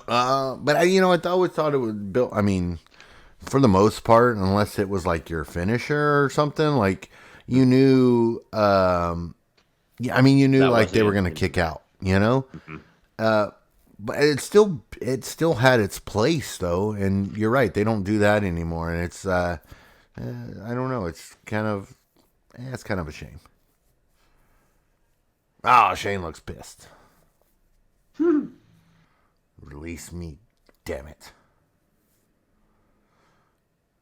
Crawling over. Oh, no, Chyna says no.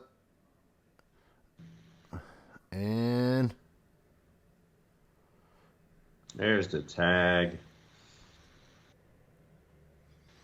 Damn, Triple H just punched the shit out of that. Just punch. Right there. Bam. Bam. Hey. Be a star, Triple H. Be a star.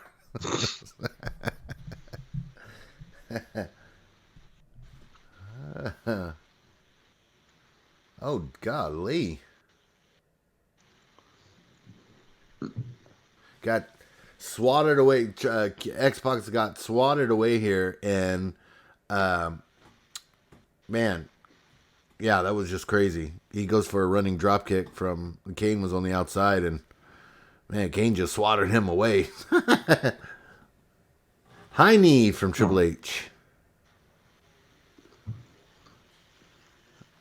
Oh, and now Triple H goes out to the outside here. Yep. Kane says, "I want a piece of you out here." So this led to WrestleMania 15, correct? So Triple H versus Kane, WrestleMania 15. Yeah, I think so. And I believe this kind of starts the X-Pac Shane McMahon WrestleMania match. Oh, there's that Bronco Buster. Everybody wanted to see her get it, and he's just bouncing away on those fakies. There it is. There's a shot from behind. Double DX. It's Double DX. Double DX. Double DX. Okay, yeah. I'm just looking at the card here. So, yes. Shane McMahon, X-Pac. That is right. Yep, that was, I want to say it. I think it was one of Shane's first matches as a single when he started having the jerseys, because he had X-Punk. Oh, yeah. On that jersey. And he won that European title. I think courtesy of a Triple H heel turn, if I'm not mistaken. Kane chokeslamming Triple H and pulling Chyna all over him. Do we know? Do we know who the legal person is? I don't remember. At this point, who knows? Maybe it was them. Maybe they were the legal ones. And before Triple H spilled out, and Chyna gets the 3 count on Triple H. There we go. Tim White, man, I'm sorry, Tim. Oh man, just getting beat up this whole match and his whole career. Jeez. Kane showing that. Joni. Come on, let's go in the back. Let me show you something burnt. Some burnt weenie. The little crispy. My Oscar Mayer is burnt.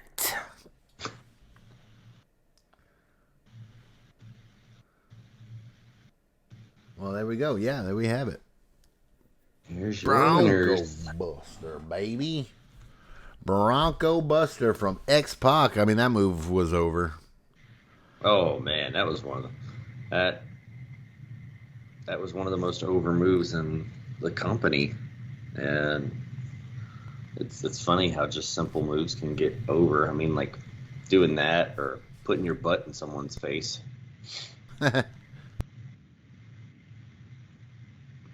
Up and down, that choke slam.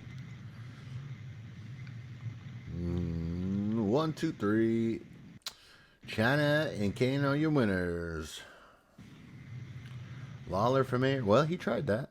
He tried. Didn't win, but...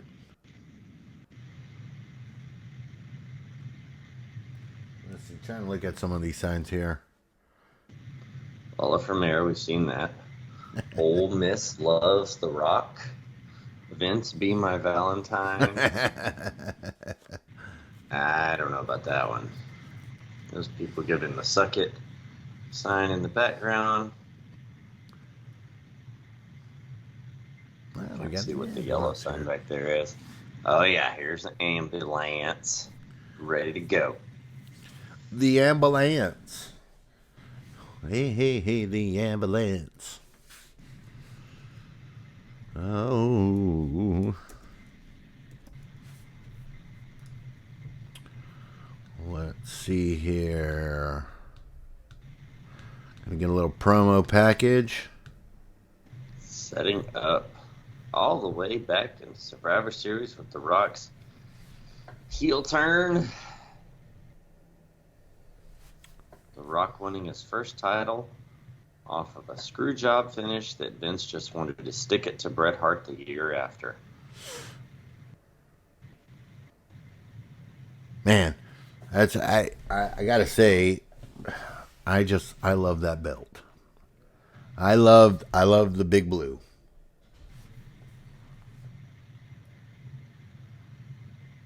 Oh, you look, Mr. Sacco.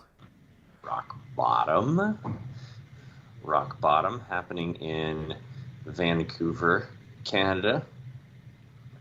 Courtesy of Kyle O'Reilly mentioning that on the AEW podcast not too long ago. That was the show he was in attendance for. Oh. No. Shane O'Mac getting stretched.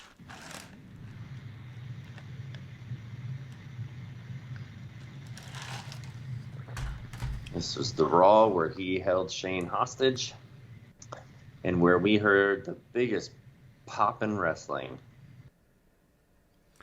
Ooh, that was a dang chair shot. And there we go. Mickles did it. Your WWF champion. Well, that was a hell of a chair shot from Stone Cold Steve Austin on to The Rock. Yeah. And you have the I Quit match at the Rumble. Just what a brutal match. Yeah. I mean, obviously we can look back at it now, knowing what we know, just going, man, why? But, back then we didn't know. Right, yeah. It was brutal, but, that's all we chalked it up to was it's just brutal. That's all. But not thinking, yeah, CTE, yeah, that guy's got it now. Oh, most definitely. I thought the finish of that I Quit match was brilliant, though, taking the audio clip of him saying I quit and then playing it into the match later. Yeah. Now we've got Rock's money, then this sets up the halftime heat. Halftime heat. I like that concept too. This halftime heat is the 5th match for the title between these two guys. In sequence. Huh.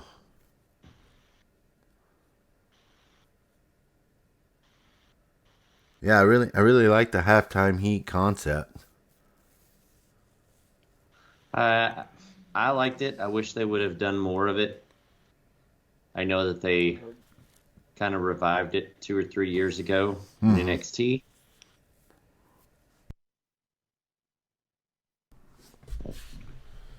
Ooh, Now we just showing this package all the brutality in this feud that's been ongoing. I just don't see the promo packages like that, like nowadays. I mean, like they're not like the promo packages in Shiki Bebe. They're not like that on these days for sure.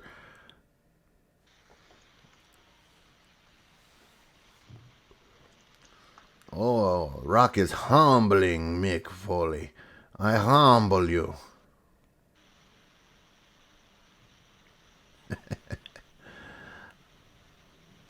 Was that a coffee canister? What the hell? I don't know. I think it was a soda or something or other they used for the fountain machines, I think. Bob Backlund with a wig back there? I think so, yeah. Jeez. This is Shiki Baby. Shiki Baby. Oh.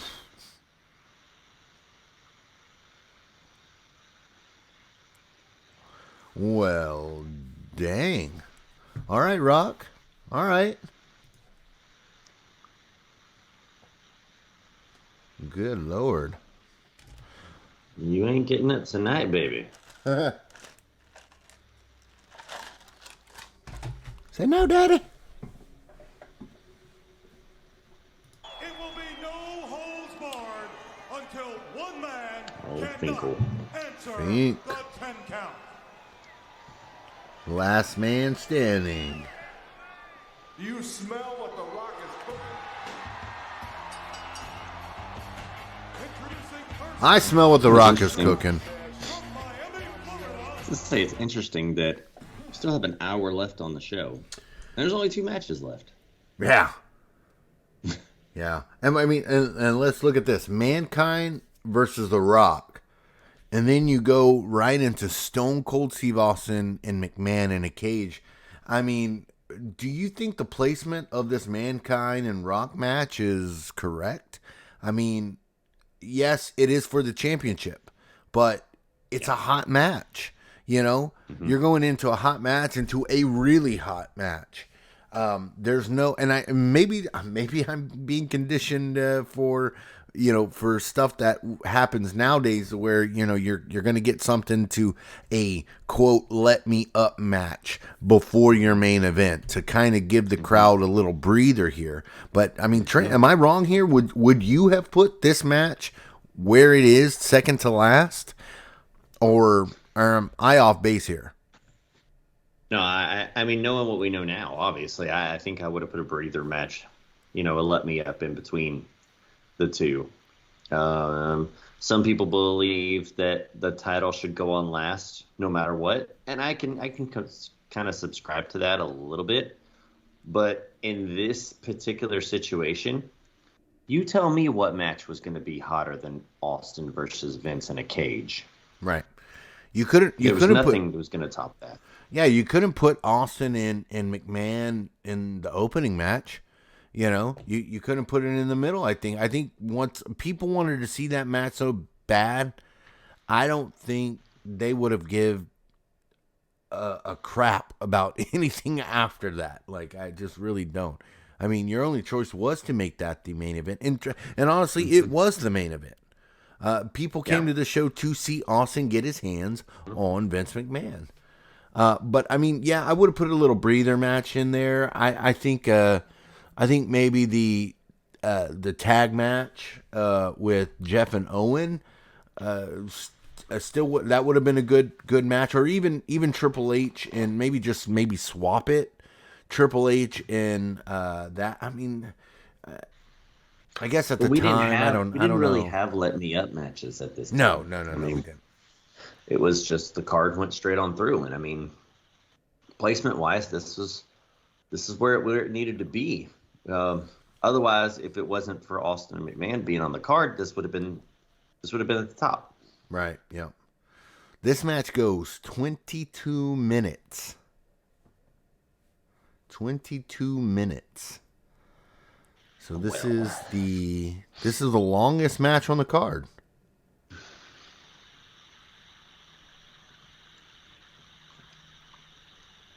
Yep. Stare down.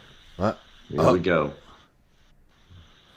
Mick says, Foley turning his back, saying, "Here, come get you some free shot." And Rock taking advantage of the offering. Okay, so take a look at this Rock jumpsuit that he would wear in this feud with Foley. I don't know what it was, but for some reason it just kind of bothered me that he wore this instead of ring gear. I guess his traditional gear, but in the type of matches that they were having, it made sense. Right. You know? Yep. Like, you're not going to have traditional wrestling matches, so why wear traditional wrestling gear? So, I guess I was just conditioned at that age, at this time, to just, you're wrestling a match, you put your wrestling gear on. And now we got people that have street fights. They know they're coming into a street fight. They wear jeans and t-shirt.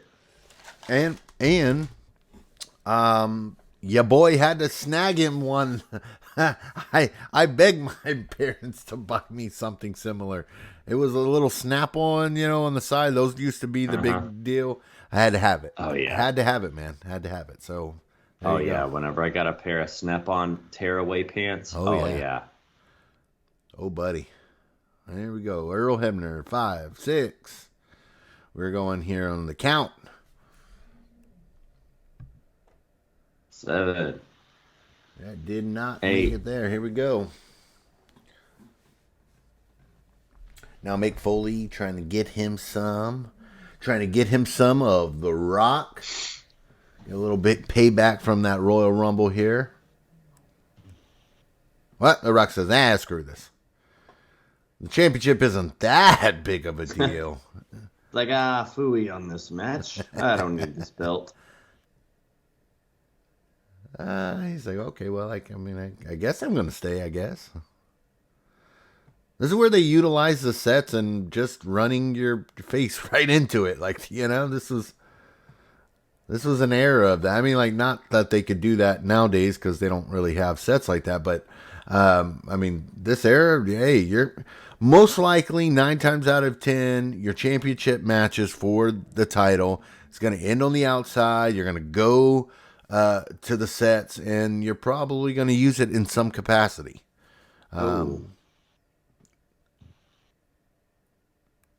Here we go to the back. Here's where, as a fan, I'd be pissed. If you were a fan in attendance. If I was a fan in attendance, I'd be like, hey, hold on, you son of a bitch. You come back out here. Like, hey, now, I paid a ticket to see you guys out in front of me. If I just wanted to watch the screen, I'd stayed at home. Which is what I ended up doing for most of WrestleMania 17. But I was still there. Yeah, pretty much. Hey, we were there. We were there. Rock always had his uniqueness to giving a boot to someone on the ground. You see him kind of give a little stutter step and then the boot.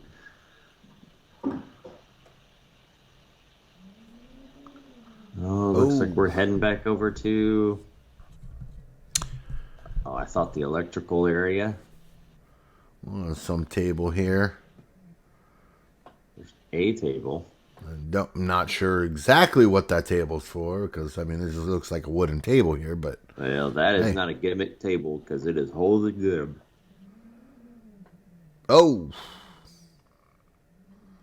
Like, damn, can we not have moved that before we... God. You know? Could we not have moved that before we gave The Rock the DDT through there? I mean, I don't know. That's just me. DDT sucked. That had to suck. There's a bag of Lay's chips right there. Product placement. Say, grab you some Lay's. They'll knock you out. Grab you a Lay. Oh, if only I could, sir. You know what? Hey, I mean, just not speaking of that, but just kind of off topic here. I don't know if you can hear on my mic here, but the wind is crazy right now. I hear it whipping and hollering outside. I don't know if you're picking that up on my mic, and Nope. Apologies if you are during the recording here. I apologize, but dang, I can't help that. It's just been windy all day here in Houston, and just craziness. So if you're hearing the whistling of the wind, then my bad. But Mother Nature waits for no man. No. Oh, Nope. big body drop right there on right there on the concrete. Yeah. This whole the whole what The Rock's wearing right now, his little athletic gear. I mean, he kind of would become to be known for that. I mean, that's kind of where he wears out when he comes back to wrestling, and he's got that Under Armour partnership and whatnot. So you're saying that it annoyed you, but he kind of became kind of known for that a little bit. Mm-hmm. Oh, Rock right into the steps. He said, "No."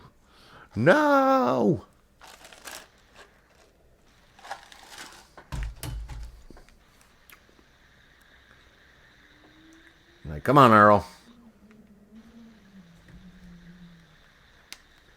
Man. So, favorite match of yours between The Rock and Mankind? I would probably say I don't know. I don't know if it would be my favorite. I just know the most well known would be the Royal Rumble match. But here we go. Mickles here going to try the People's Elbow himself. I think the Rumble is definitely the most well known of the two. But would that be your favorite? Would this one be your favorite? I think this one's been my favorite, even though the finish went to, well, spoiler. I'll just keep it. The finish was what it was. I think this one is my favorite. Another one that I really kind of keep in high regard is the halftime heat one, because it wasn't the first empty arena match. It wasn't. I think it was the first empty one in WWF. Yeah, I think so. Yeah. But it was unique and different for the WWF audience, and just the way it all played out, and the creative finish on the pinfall. I think that's what everybody remembers from that match is the pinfall. But I really like the halftime heat match. But I think this one was the one that I think was my favorite. But the Rumble one, I think you said, is the one that most people remember more of. Yeah, for sure. All right, we get The Rock giving a suplex here to Mickles here. Rock jaw jacking the ref Earl Hebner. Go for another suplex attempt. Yep, nope, connects. Here we go. The Rock here, man, in just... Oh, it says count, ref. Thinks he's got it in the bag here. Spitting all over the place. Good Lord. Come on, Rock. Oh, here we go in the Rock. Let's track this real quick. Candy ass out of the Rock's chair. The Rock is here to add a little bit of class to the show. The Rock's competition. The Rock's kicking Michael Cole out of the, the commentary booth. And out came Mankind. What you got nothing to say to the Rock? Shut your mouth for the Rock slapped the taste out of him. I'll tell you what, Mankind. Bring your candy ass here. Wow. The Rock's got a nice rock burger with a little bit of I just always love. If you smell it. Come here, brother. I just love when the Rock would get on commentary or he grabbed the camera or whatnot. But Mankind here, taking exception to the Rock and dives over him over the announce table. And, you know, this, we have to have, last man standing match, pretty much probably more likely going to go to, the outside, definitely use the announce table. The Rock leaning on the announce table here with Mick Foley on the ring apron, and he goes for a dive. Yes. Right there on the Rock. He, connects with the elbow drop while the Rock's dangling on the announce table, and excited. I just absolutely love when the Rock uses the announce table or the cameraman or whatnot. Yeah. He was just like, okay, he's like, you know what? Not only can I do my job and do this, but I can do other people's job too. So such great stuff. It's the reason why he called himself the Great One. Yeah, that's right. Oh, and Mankind says, you need some water. Yeah, you need this, man. You need a drink. You need a drinky drink. Oh, eye gouge. He might need a doctor soon, too. Jeez.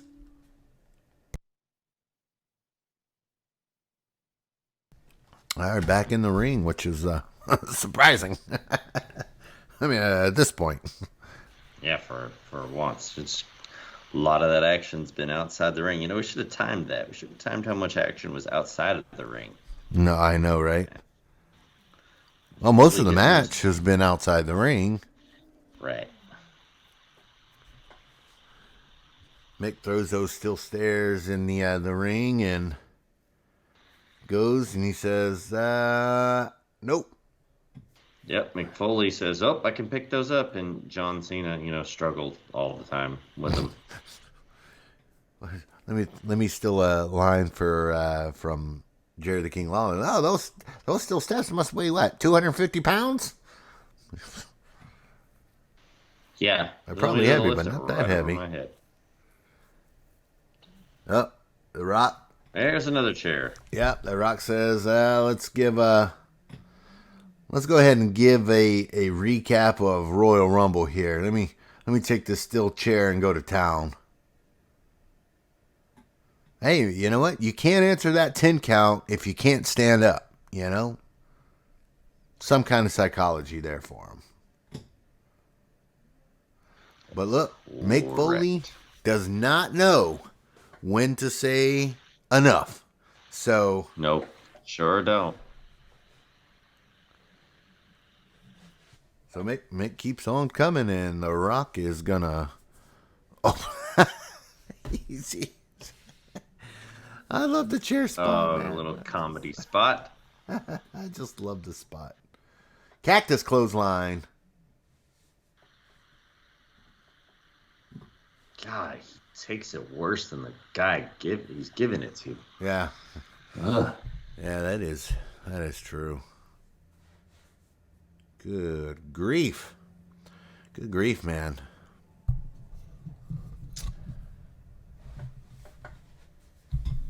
Always, oh, here we go. That pile driver right on the floor here. No, blocked, but blocked again, I guess you would say. Oh, this tie. I wanted this Mick Foley tie. I just now saw that. I wanted that so bad. Yeah, it was one of those good ones.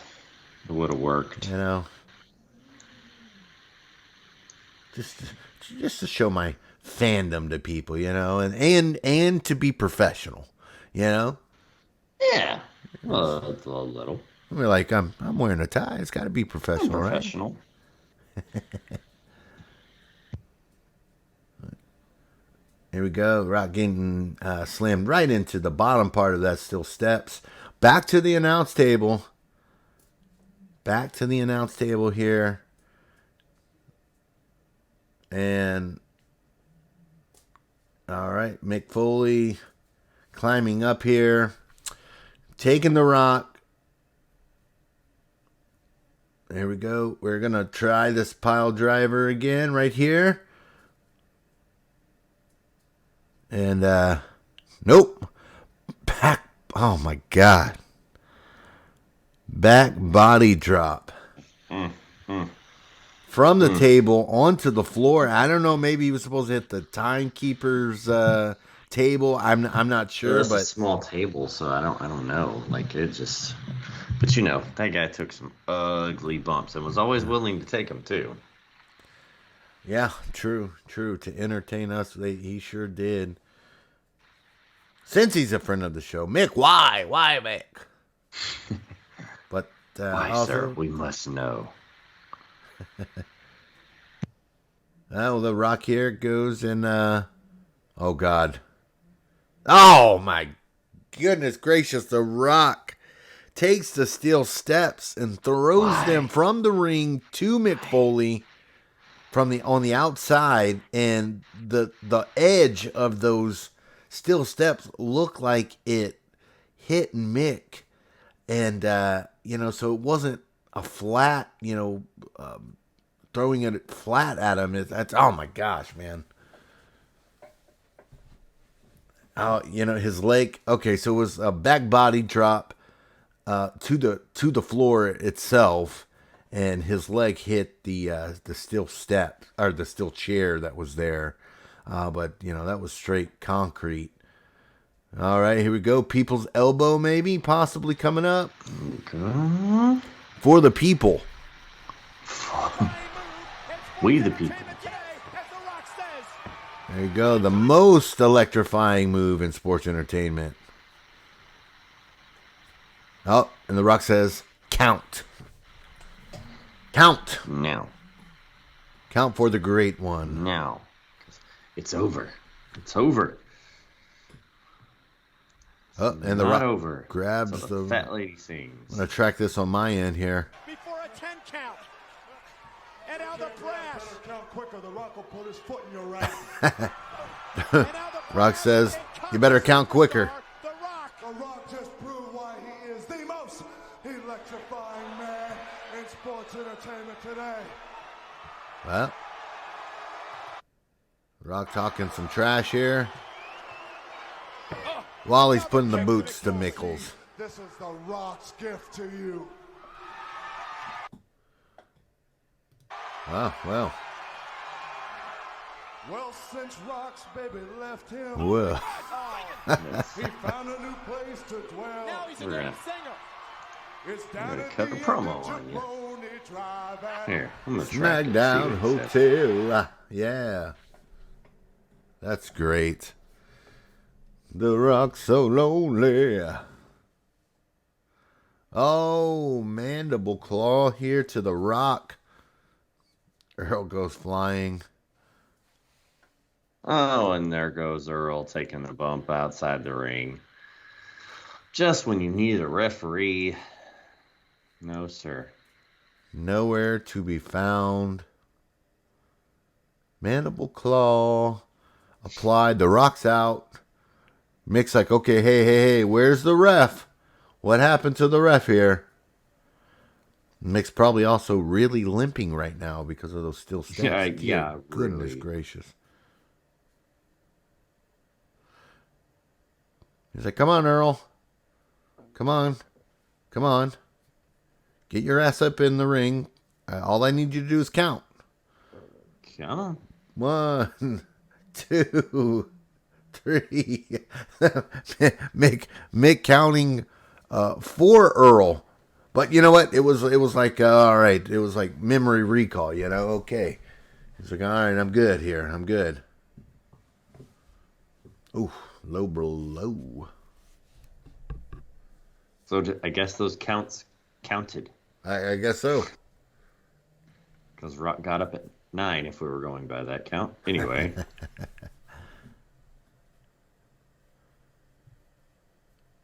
Oh, both are down here. Earl counting. Yes, sir. Yes, sir. Rock says, go ahead. Go ahead. Go ahead.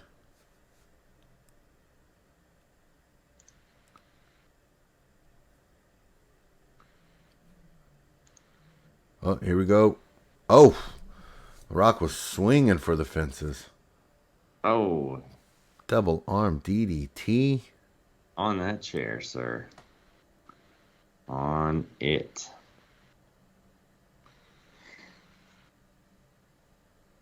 Oh, Mick says, yeah, go ahead and count. I'll beat the Rock. I'll go ahead and take that.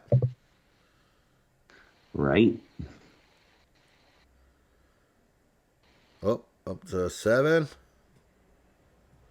Rock stirring here.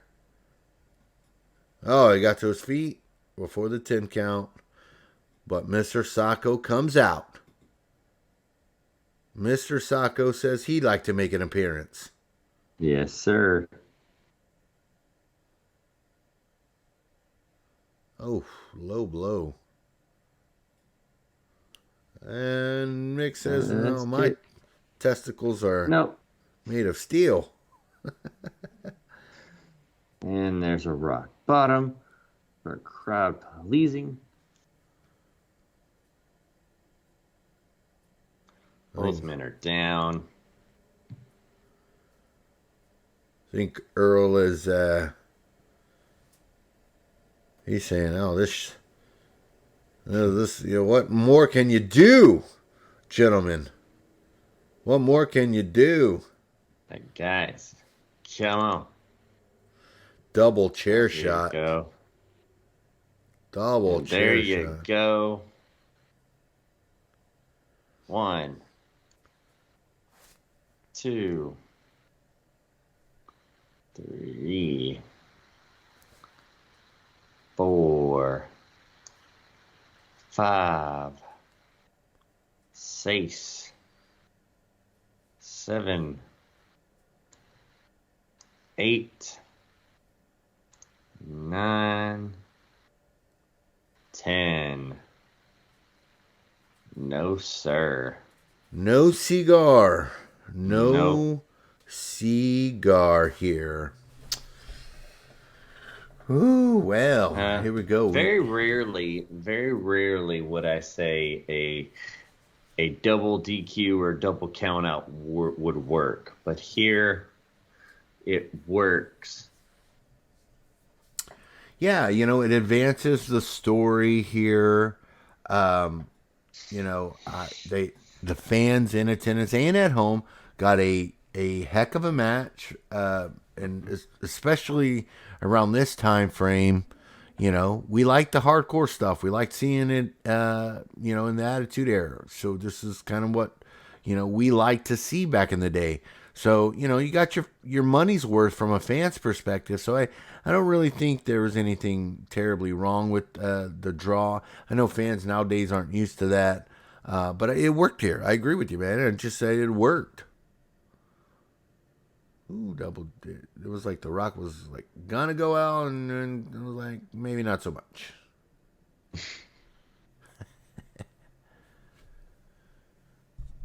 Oh man, out. The Rock is out like a light, while Mankind is stirring. Stretcher is out here trying to trying to take The Rock and Mankind away here. Kind of to show this is a... Hey, we don't want you to move your neck, so we're just going to move it for you. Like that's... Sorry. All right, so don't put the shit on me. That's great. Oh, man, here. Well, Mankind is up and about here. Up and about.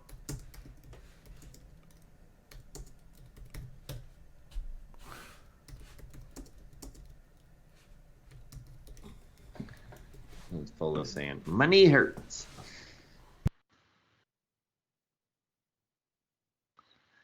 Rock is getting loaded up on the stretcher while Foley's sitting up, just trying to prove his toughness here, and they're trying to convince him to go out on the stretcher. You know, Foley never ever had to prove his toughness, and it spoke for itself. You could always see it every time he went out there and performed.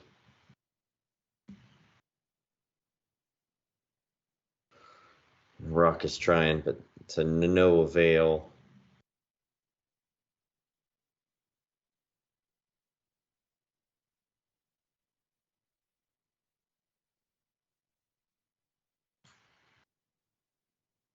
Yeah, let's take a listen in here.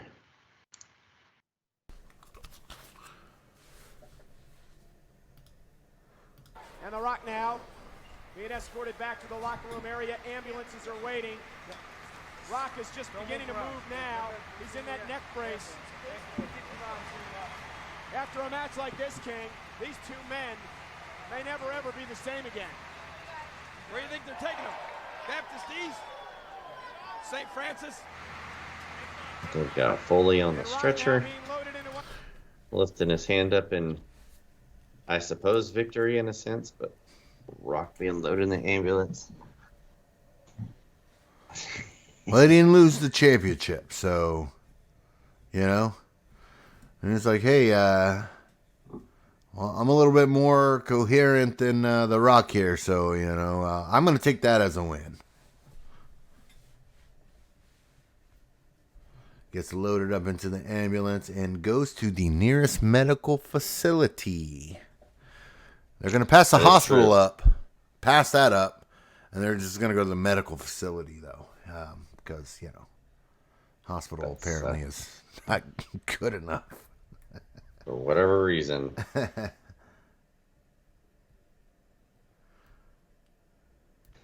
Well. All right, there we go, man. Ambulance. Ambulance. Trying to get on to that ambulance. Rolling right out out of the arena. Mm-hmm. Well, it is time here for the most anticipated match, definitely on the card. But I mean, at the time, this is what we wanted to see. We wanted to see Stone Cold get his hands on Vince McMahon. And this was in a steel cage match. Man, Trent, take me through your thoughts on anticipating this match, and as a, you know, what you thought going into this match, and just take us through it. The entire feud. This was the culmination of the entire feud right here. This was the moment that everybody wanted. And it wasn't just a match with Vince. We threw it in a cage.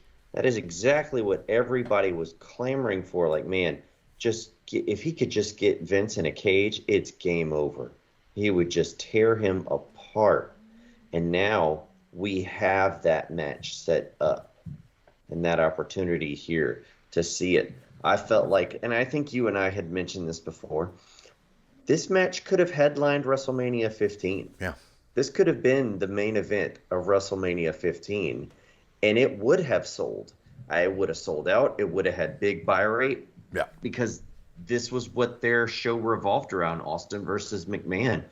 I mean, you could have just had that be your main event, but Vince didn't ever see himself as a wrestler, so he didn't want to take that spot, and I understand seeing it that way, and that'll be one of the very few things I agree with that man on. But there was no bigger attraction. In the company and even the industry, because 1999 right here, WCW they were hot too, but they were on the decline. Yeah. But Austin McMahon in a cage, you could have put that on WrestleMania and headlined it. You could have sold it out no matter what football stadium you decided to put it in. We weren't at stadium shows at this point in the Attitude Era, but you could have. You could have put that match on the top of the WrestleMania card, and you would have sold you out a football stadium. Oh, yeah. Yeah. No, most definitely. This, I really think that was a mistake not putting this match at WrestleMania. I think you would have got a bigger buy rate. I think you would have got bigger publicity. I mean, come on. Vince McMahon was all over the news, especially with, all what was going on, with WWE being in the news at this time. I mean, I just think, I think that was a mistake. But glad it happened here in a cage. This match goes 7 minutes and 55 seconds. So not a very long match, but look, like you said, No. Hold on. That's bell to bell. That's bell. Yeah, no. Bell to bell. Yeah. A lot of this stuff transpired. I just don't want you to confuse people. Like a lot of this stuff transpired prior to the bell ringing. Right. Bell to bell. The actual official match lasted that long, but the action lasted much longer. Yeah. As we see our blimp that we were speaking about earlier, sir, flying around. Love as they're continuing to construct the cage that was once known as Big Blue.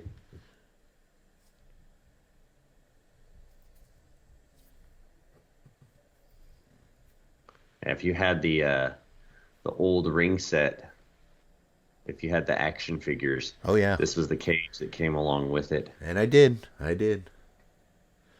had it. Oh man, I mean, I miss this cage for. Oh, this thing was brutal. Oh yeah, it was. Yeah, very much so. But it's. I wish they'd do like an old school episode. How they used to do Raw old school. I wish they'd do that. Have a cage match, and then this sucker comes out. Oh well, I mean, yeah, that would work. But it's like, they do the Raw old schools. The extent that they get is a ring skirt, the red, white, and blue ropes. Yeah. And maybe the entranceway. Maybe. Probably not now with the big old hi-fi stuff that they have. But I remember they one time they had it set up was the old Raw. It was like the old Monday Night Raw from like 1995 entranceway. Oh, yeah. Yeah. So we see Stone Cold making his way to the ring here. Austin coming out first. This is who everybody came to see.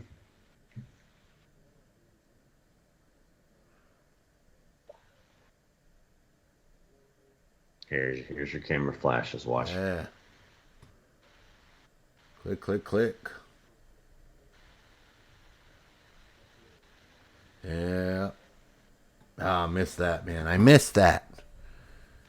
Got to give the people what they want. Gotta give the people what they want. I was just thinking that, man. I'm telling you, we think too much alike.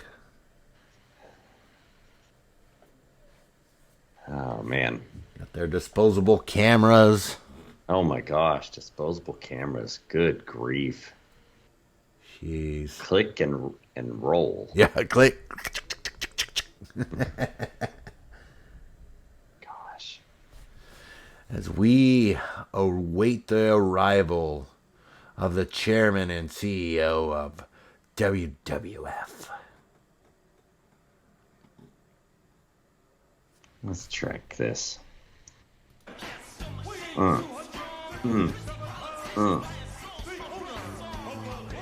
Yeah, I'm sitting here dancing. Mr. McMahon looking jacked, bro. Looking jacked. Oh. No chance in hell. What roids, U.S. government? What roids? Oh my gosh, man. Vince was looking just jack stacked and my goodness gracious ready to go.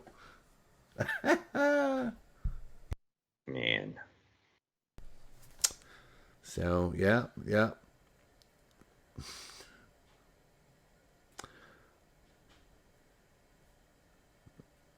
Vince climbing the cage here.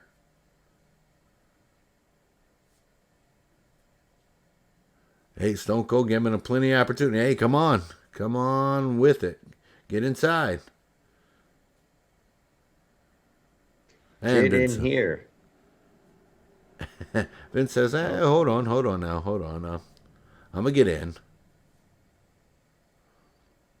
But I'm going to use the door. Anticipation for this right here, man. This anticipation. Vince he's thinking to himself, he's like, oh my gosh, I'm in for a rough night. It's going to be rough. God. I don't like you. And you don't like me.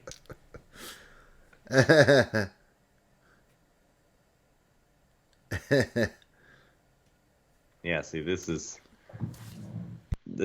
where a lot of the time it's the build of anticipation of him getting in the ring and Austin getting his hands on him,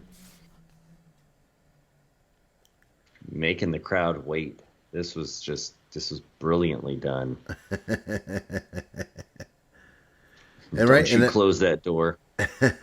And at this point, right? We're still, because the bell hasn't rang, right? Or no, Vince isn't in the ring. He's in the ring now, or he's about to be. See, if anybody else in this day and age does that, it's stupid, silly shit. But Austin McMahon chasing each other around the ring, it's all fine. Well, it works, you know. I mean, it wouldn't be silly nowadays if it worked, you know. So I mean, well, there's, yeah. Well, Vince, I probably would not do that.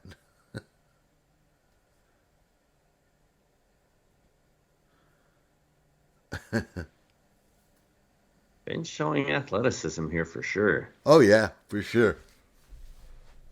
Oh, Austin fell. Didn't he like sprain an ankle or something or? No, he's playing possum right here. He's playing possum. It's I think he's got a bad wheel, and Vince is like, "Oh yeah, he's down. I'm gonna attack him while he's down." Yeah. I got him.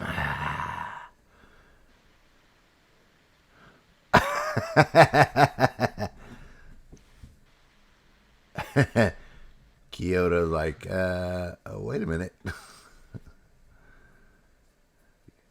Golly, look at all those smiling faces in the crowd. This is what they wanted to see. Stone Cold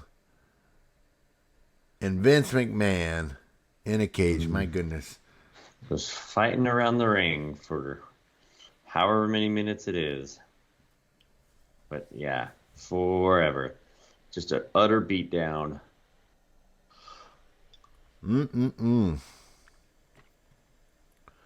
And off, this is what we all wanted to see. We wanted to see this. This is what we watched it. Tuned in every week for. We wanted to see him get his hands on him. I mean, minus the Rumble, but this is their first one-on-one match, like encounter. Yeah. Now there was other physical encounters. Right. But an official match, one-on-one. Because I believe you remember the segment of Bang 316. Yeah. I just peed my pants.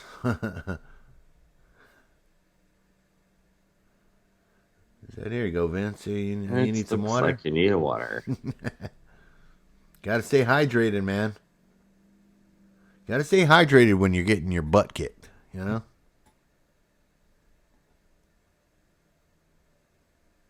And Steve said, no.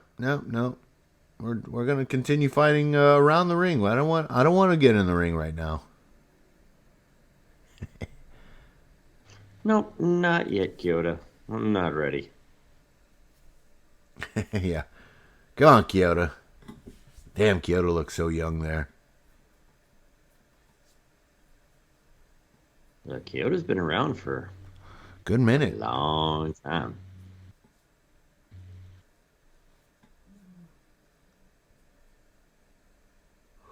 Vince McMahon. I thought he was going to do a tope suicida. Oh, dear God in heaven. Come on, Steve. You know Vince he's luring you.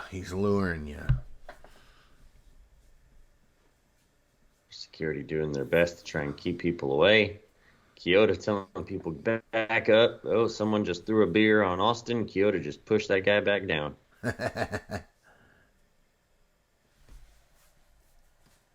Yeah, look at these goofballs here. Jeez. Nope, there's security. God, what a bunch of nerds. God, wrestling fans. God, y'all fit the bill. I really can't stand you people. You'll give the rest of us a bad rep. You damn Mark. You Marks.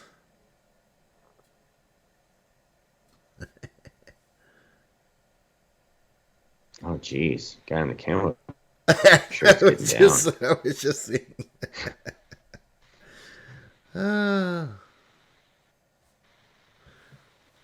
Rake to the eye here by Vince McMahon. Probably got halfway up those stairs. They probably had more in store up there, but they got about halfway up, and one of the security guys or Kyoto was like, "Nah, we got to go back, y'all. This is too much." Over the barricade. Yeah, see, this is why the official match was only 7 minutes long. You look at that match time and you're like, oh, well, what happened there? Well, that's because all this happened. Right.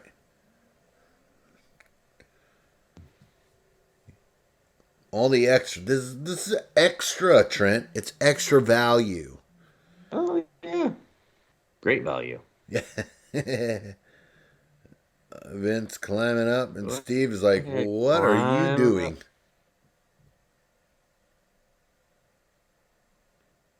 He said, no, sir. You get back down here. We are not finished. And Vince is climbing this way when the door is literally right next to him. Right next to him. Could have just went in the door.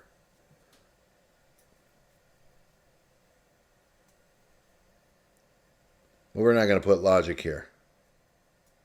No. Why? It's a Vince McMahon match. Oh, kick to the gut. No. Nope, Steve just taking a breather.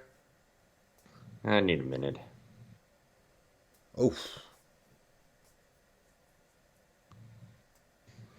Thinking about getting the chair, says, no, I just want to beat him up with, with some kicks and some fists just for a little bit longer here.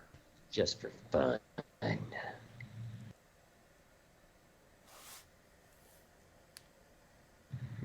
That's it. Vince like, hey, where'd you go? Now, here we go. We got both of them climbing up. McMahon holding on for dear life. Stone Cold, into the cage. Vince McMahon. This spot. This was so bad. Oh, yeah. My gosh. I forgot we were at that angle. Oh. Cage. Oh, my. Oh, and that table just doesn't break at first. Yeah, it just almost looked like he bounced up and then hits it. It's like the whiplash effect, everything. And Austin's like looking at him like, oh, damn. That looked like it hurt. He's got that look on his face like, damn, he might be hurt for real. And he didn't even move, no one moved the monitors, and those monitors are, they're old school ones. They're not like little screens there, School bricks. Watch here on the slow motion replay. Dunk. Oh. Oof. Oh. Look at the Spanish announce team just falling over. Take the bump. There's Hugo laying on the ground. Come on, Hugo. You didn't even take the bump.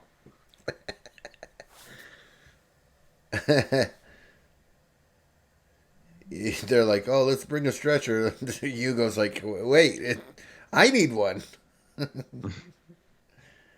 Austin's coming down off the cage. The refs are like, hey. He's like, some bitch, we're in a match.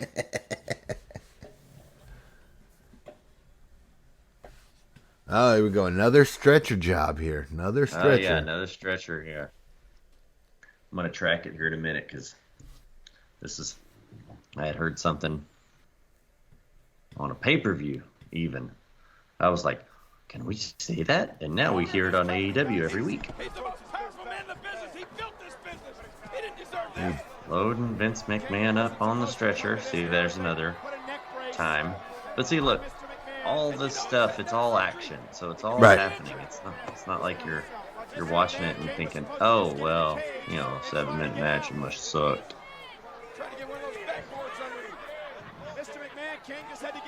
Mr. McMahon. Be careful. Don't hurt him. Jerry Lawler's, don't hurt him. Is out here to check on his father's well-being. I got everybody in the back room worried about Mr. McMahon. Don't take me.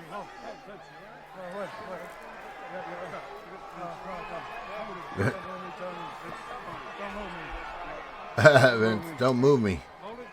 I don't think he knows where he is. He's delirious. He's babbling something. Vince, do you know where you're at? Speak to us. Vince, do you know? Do you know where we're at? Nope. Ladies and gentlemen, the winner of this bout. Don't move me. Uh-oh. No. Steve doesn't want it like that. That's bullshit. It's the first time I'd heard a swear word on wrestling. I said I made a few guarantees going into this match, which haven't happened yet. As far as I'm concerned, the match never really started because when the bell never rang and we was never in the ring at the same time. So, True. He ain't gonna make that easy. Point, King, but No, jackass, that's you in the black. The son of a bitch still breathing. Well, since he is still breathing, if you want me wrong to finish with you? this can of whoop ass, give me a hell yeah. Oh, hell yeah. That's all that he needed. Oh, yeah. Steve just said, There you go. Up the cage with authority. Everyone's like, okay, let's get the hell out of Dodge. We got to get him out of here real quick. Oh, my gosh. Man. And Jimmy, get out of the way. Tim, get out of the way. Jabron, get out of the way. Get out. He's mine. Back up or you're next. And we're going for a ride.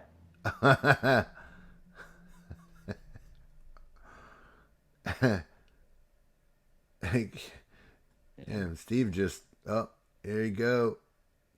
Yeah, right there with that little board. Man, I'm telling you. Hey, you know, like Steve asks rhetorical questions, I think. You know, do you want me to All the beat, time. do you want me to beat his ass? Oh, that's a rhetorical question. Hell yeah. You know, we know what the answer is. You want me to drink this beer? Hell yeah. All right. Yeah, we're going to go one more time around here and inside, and here we go, so we can hear it officially. We'll hear that bell ring. There it is. There we go. It is official. He says rip. Ripping that neck brace off. He says rip. Yep. Oh gosh, Steve and in the corner here, and give that elbow from the corner right to the gullet of Mr. McMahon. And we're going to do it again. Yeah, one more time. One more time. Why not? Uno mas. Uno mas.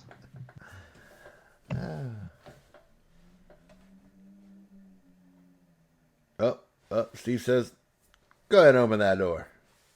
I might want to end it, maybe. Yeah, I'll just go to WrestleMania right now. And Vince knows the one way to lure the rattlesnake back in. And there it is. The old one finger salute.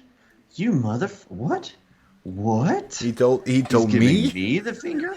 He told me? God damn, I gotta go beat his ass some more. No, sir. We just can't have that. I mean, like, I could do it to pretty much everybody in the arena, but, don't do it to me. That pisses me off. Oh, Vince looks like he's having a great time. At this point in time, he probably is, probably having a great time here. It's entertainment. Vince isn't a wrestler, so, this isn't a 5-star match or anything. But, it's probably fun in front of that crowd, the hot crowd. Come on, Attitude Era crowds. Jeez. As Vince goes over the top of the cage here. Steve quickly up the cage. Vince facials, man. No. Yeah. He definitely sold the facials pretty good. And it looks like Steve's gonna dump him over. Ugh, this is bad too. Whoop. Ugh. Man, took some ugly bumps. Why?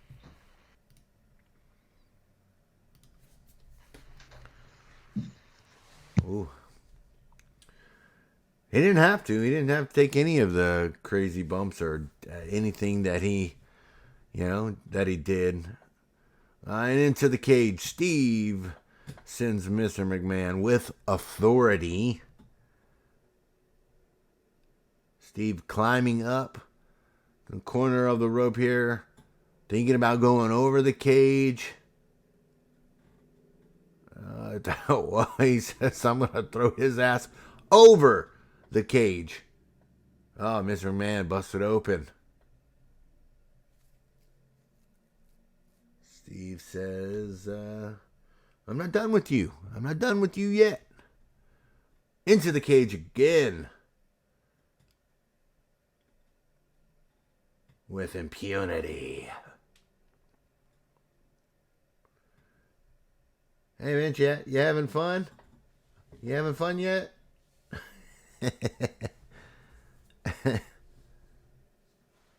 Oh, good stuff. I think Vince was the only one that got some color tonight. Yeah, I think so, yeah. Oh, here we go. Going up to the ring, gonna punch his ticket to WrestleMania. But as it worked once before, it could work again. Here goes the double salute. The double bird. The double bird, as Jerry Lawler said. Oh, Lord. Yep. Steve says... Authority, back up. Well, I guess I gotta go back and do it some more. He said, well, damn it. All right.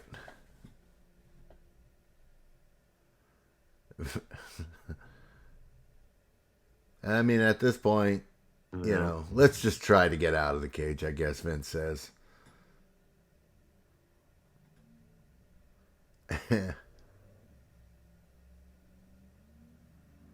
Ooh, right into that unforgiving cage. Unforgiving is right. Steve goes, climbs up, just kicks Vince.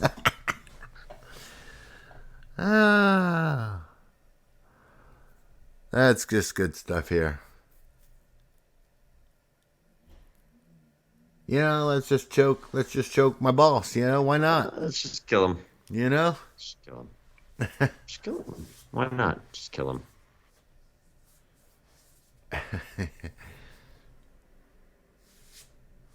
All right, here we go. Vince takes a punch and just crumbles to the floor.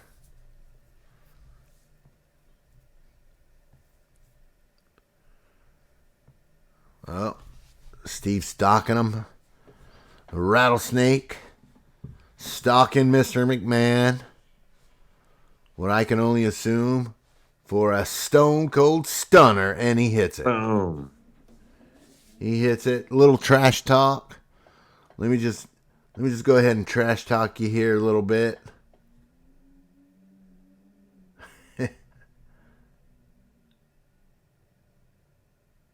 Vince looks like he's crawling away to the all the way to the door. Trying to get out of here. Oh. Yeah, Paul White. Oh, who's that? Oh my gosh. Could it be? Giant. Is it him? It's the Big Show.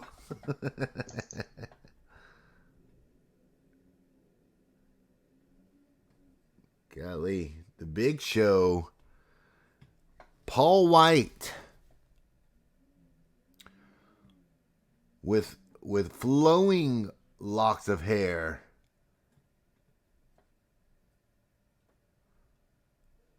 Towering over Stone Cold Steve Austin, towering over him, ready I'm to throw him strike into the here. cage. I want you to throw him in there.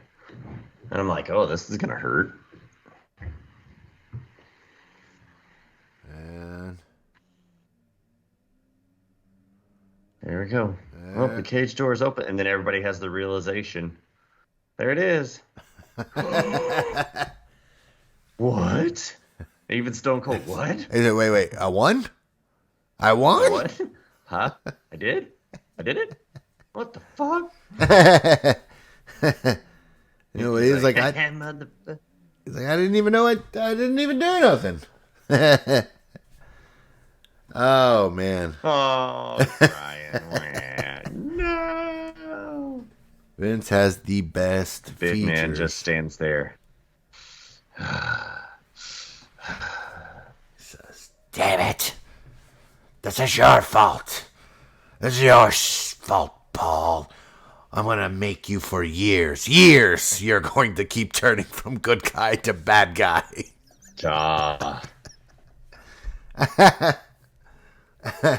That's his punishment, you know? That's what happened. It sure was. It sure was. Well, Steve punches his ticket to WrestleMania 15 to go on to face the WWF champion. And Big Show, not so much. Not so much. Not so much. No, sir. Not so much. Just wasn't going to work. Was not going to work. Oh, Vince. You had a rough day. Rough day at the office. That's what I would say. So we know that Steve goes on to face The Rock.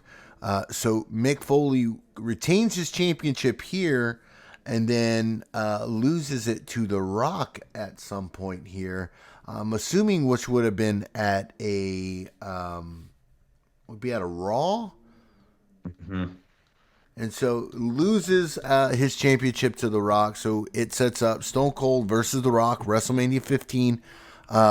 Big Show would go on to face Mankind at the big event. And then, so Kane goes on to face Triple H. So a lot of implications for WrestleMania for sure at this pay-per-view. So very important to get, from the Royal Rumble.